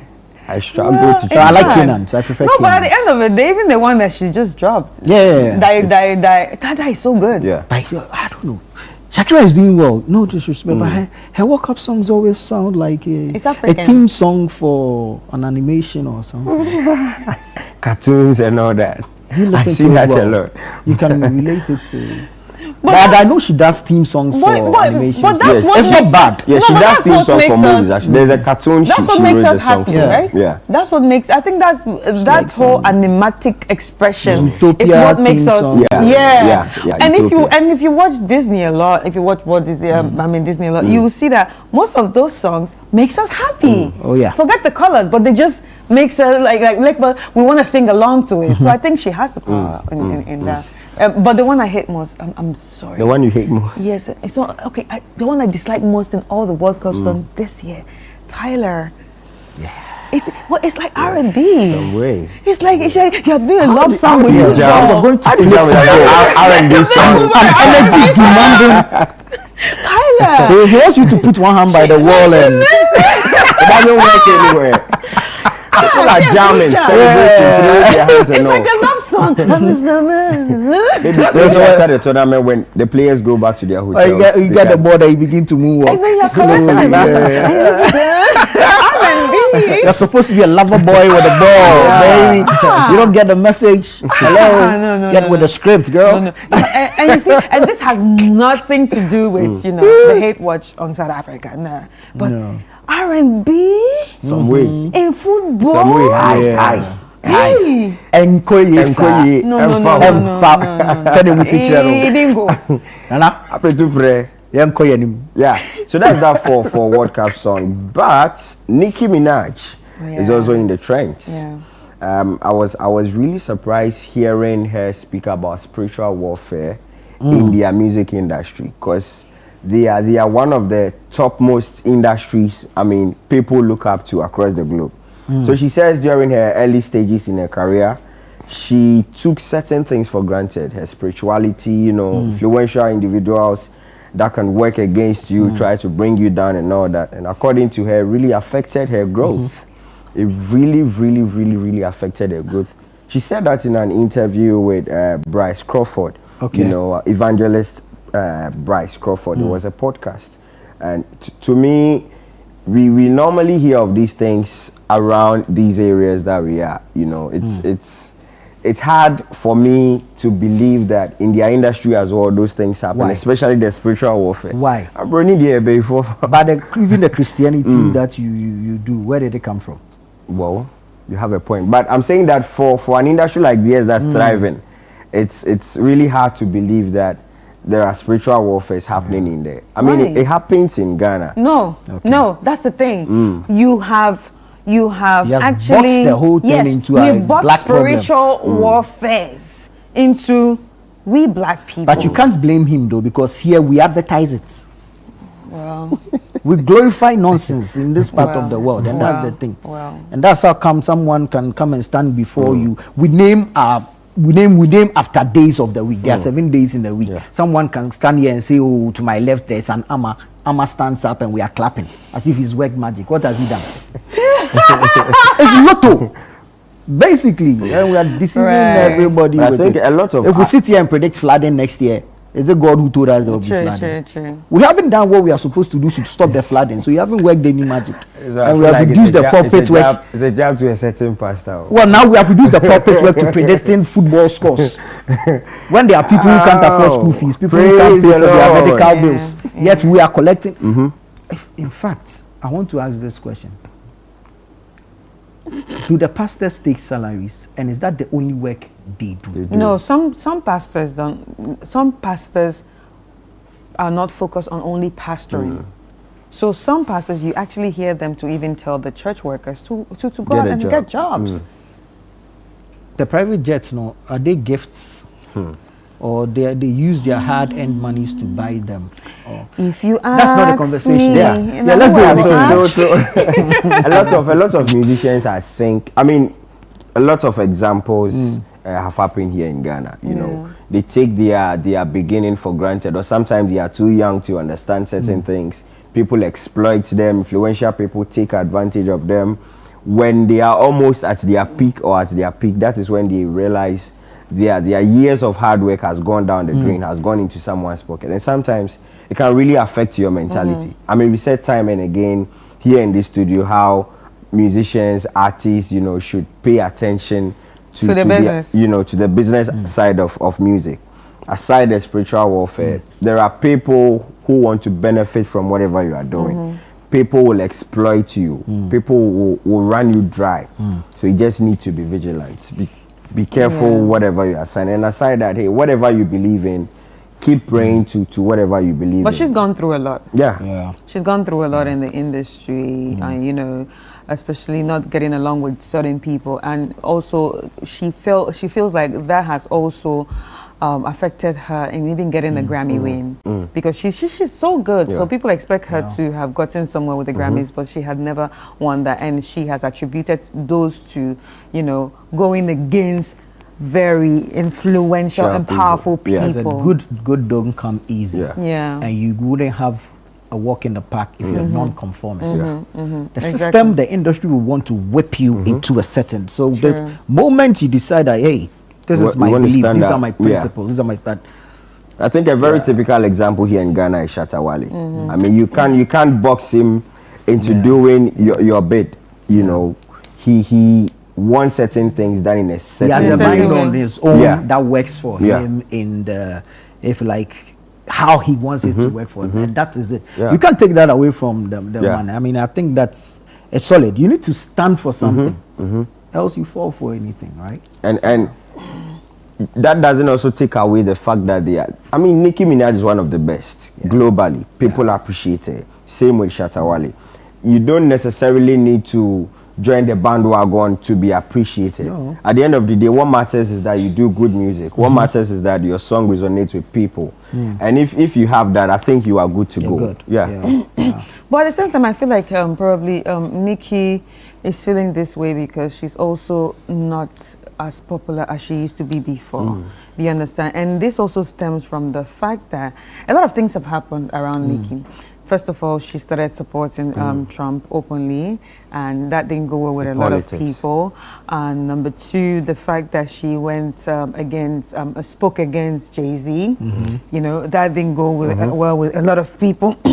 And number three, the fact that she married an ex-sex offender, that didn't go well with him. And also her brother, that didn't go with them. A whole lot. A whole lot. So yeah, anyway, we've come to the end of the program. I want to say a very big thank you to you, Fifi, for coming out today and joining us on the show. But this has been Breakfast Daily, and I hope you have a good Friday. My name is Chris Carter. And my name is Nanatufo Boateng. As always, be kind to your mind. Have a good weekend.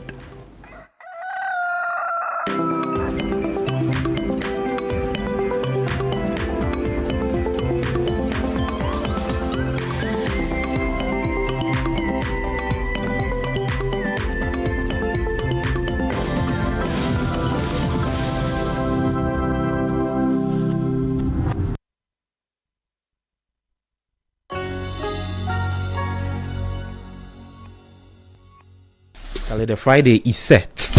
Let's get into the world of sports like never before. Join us every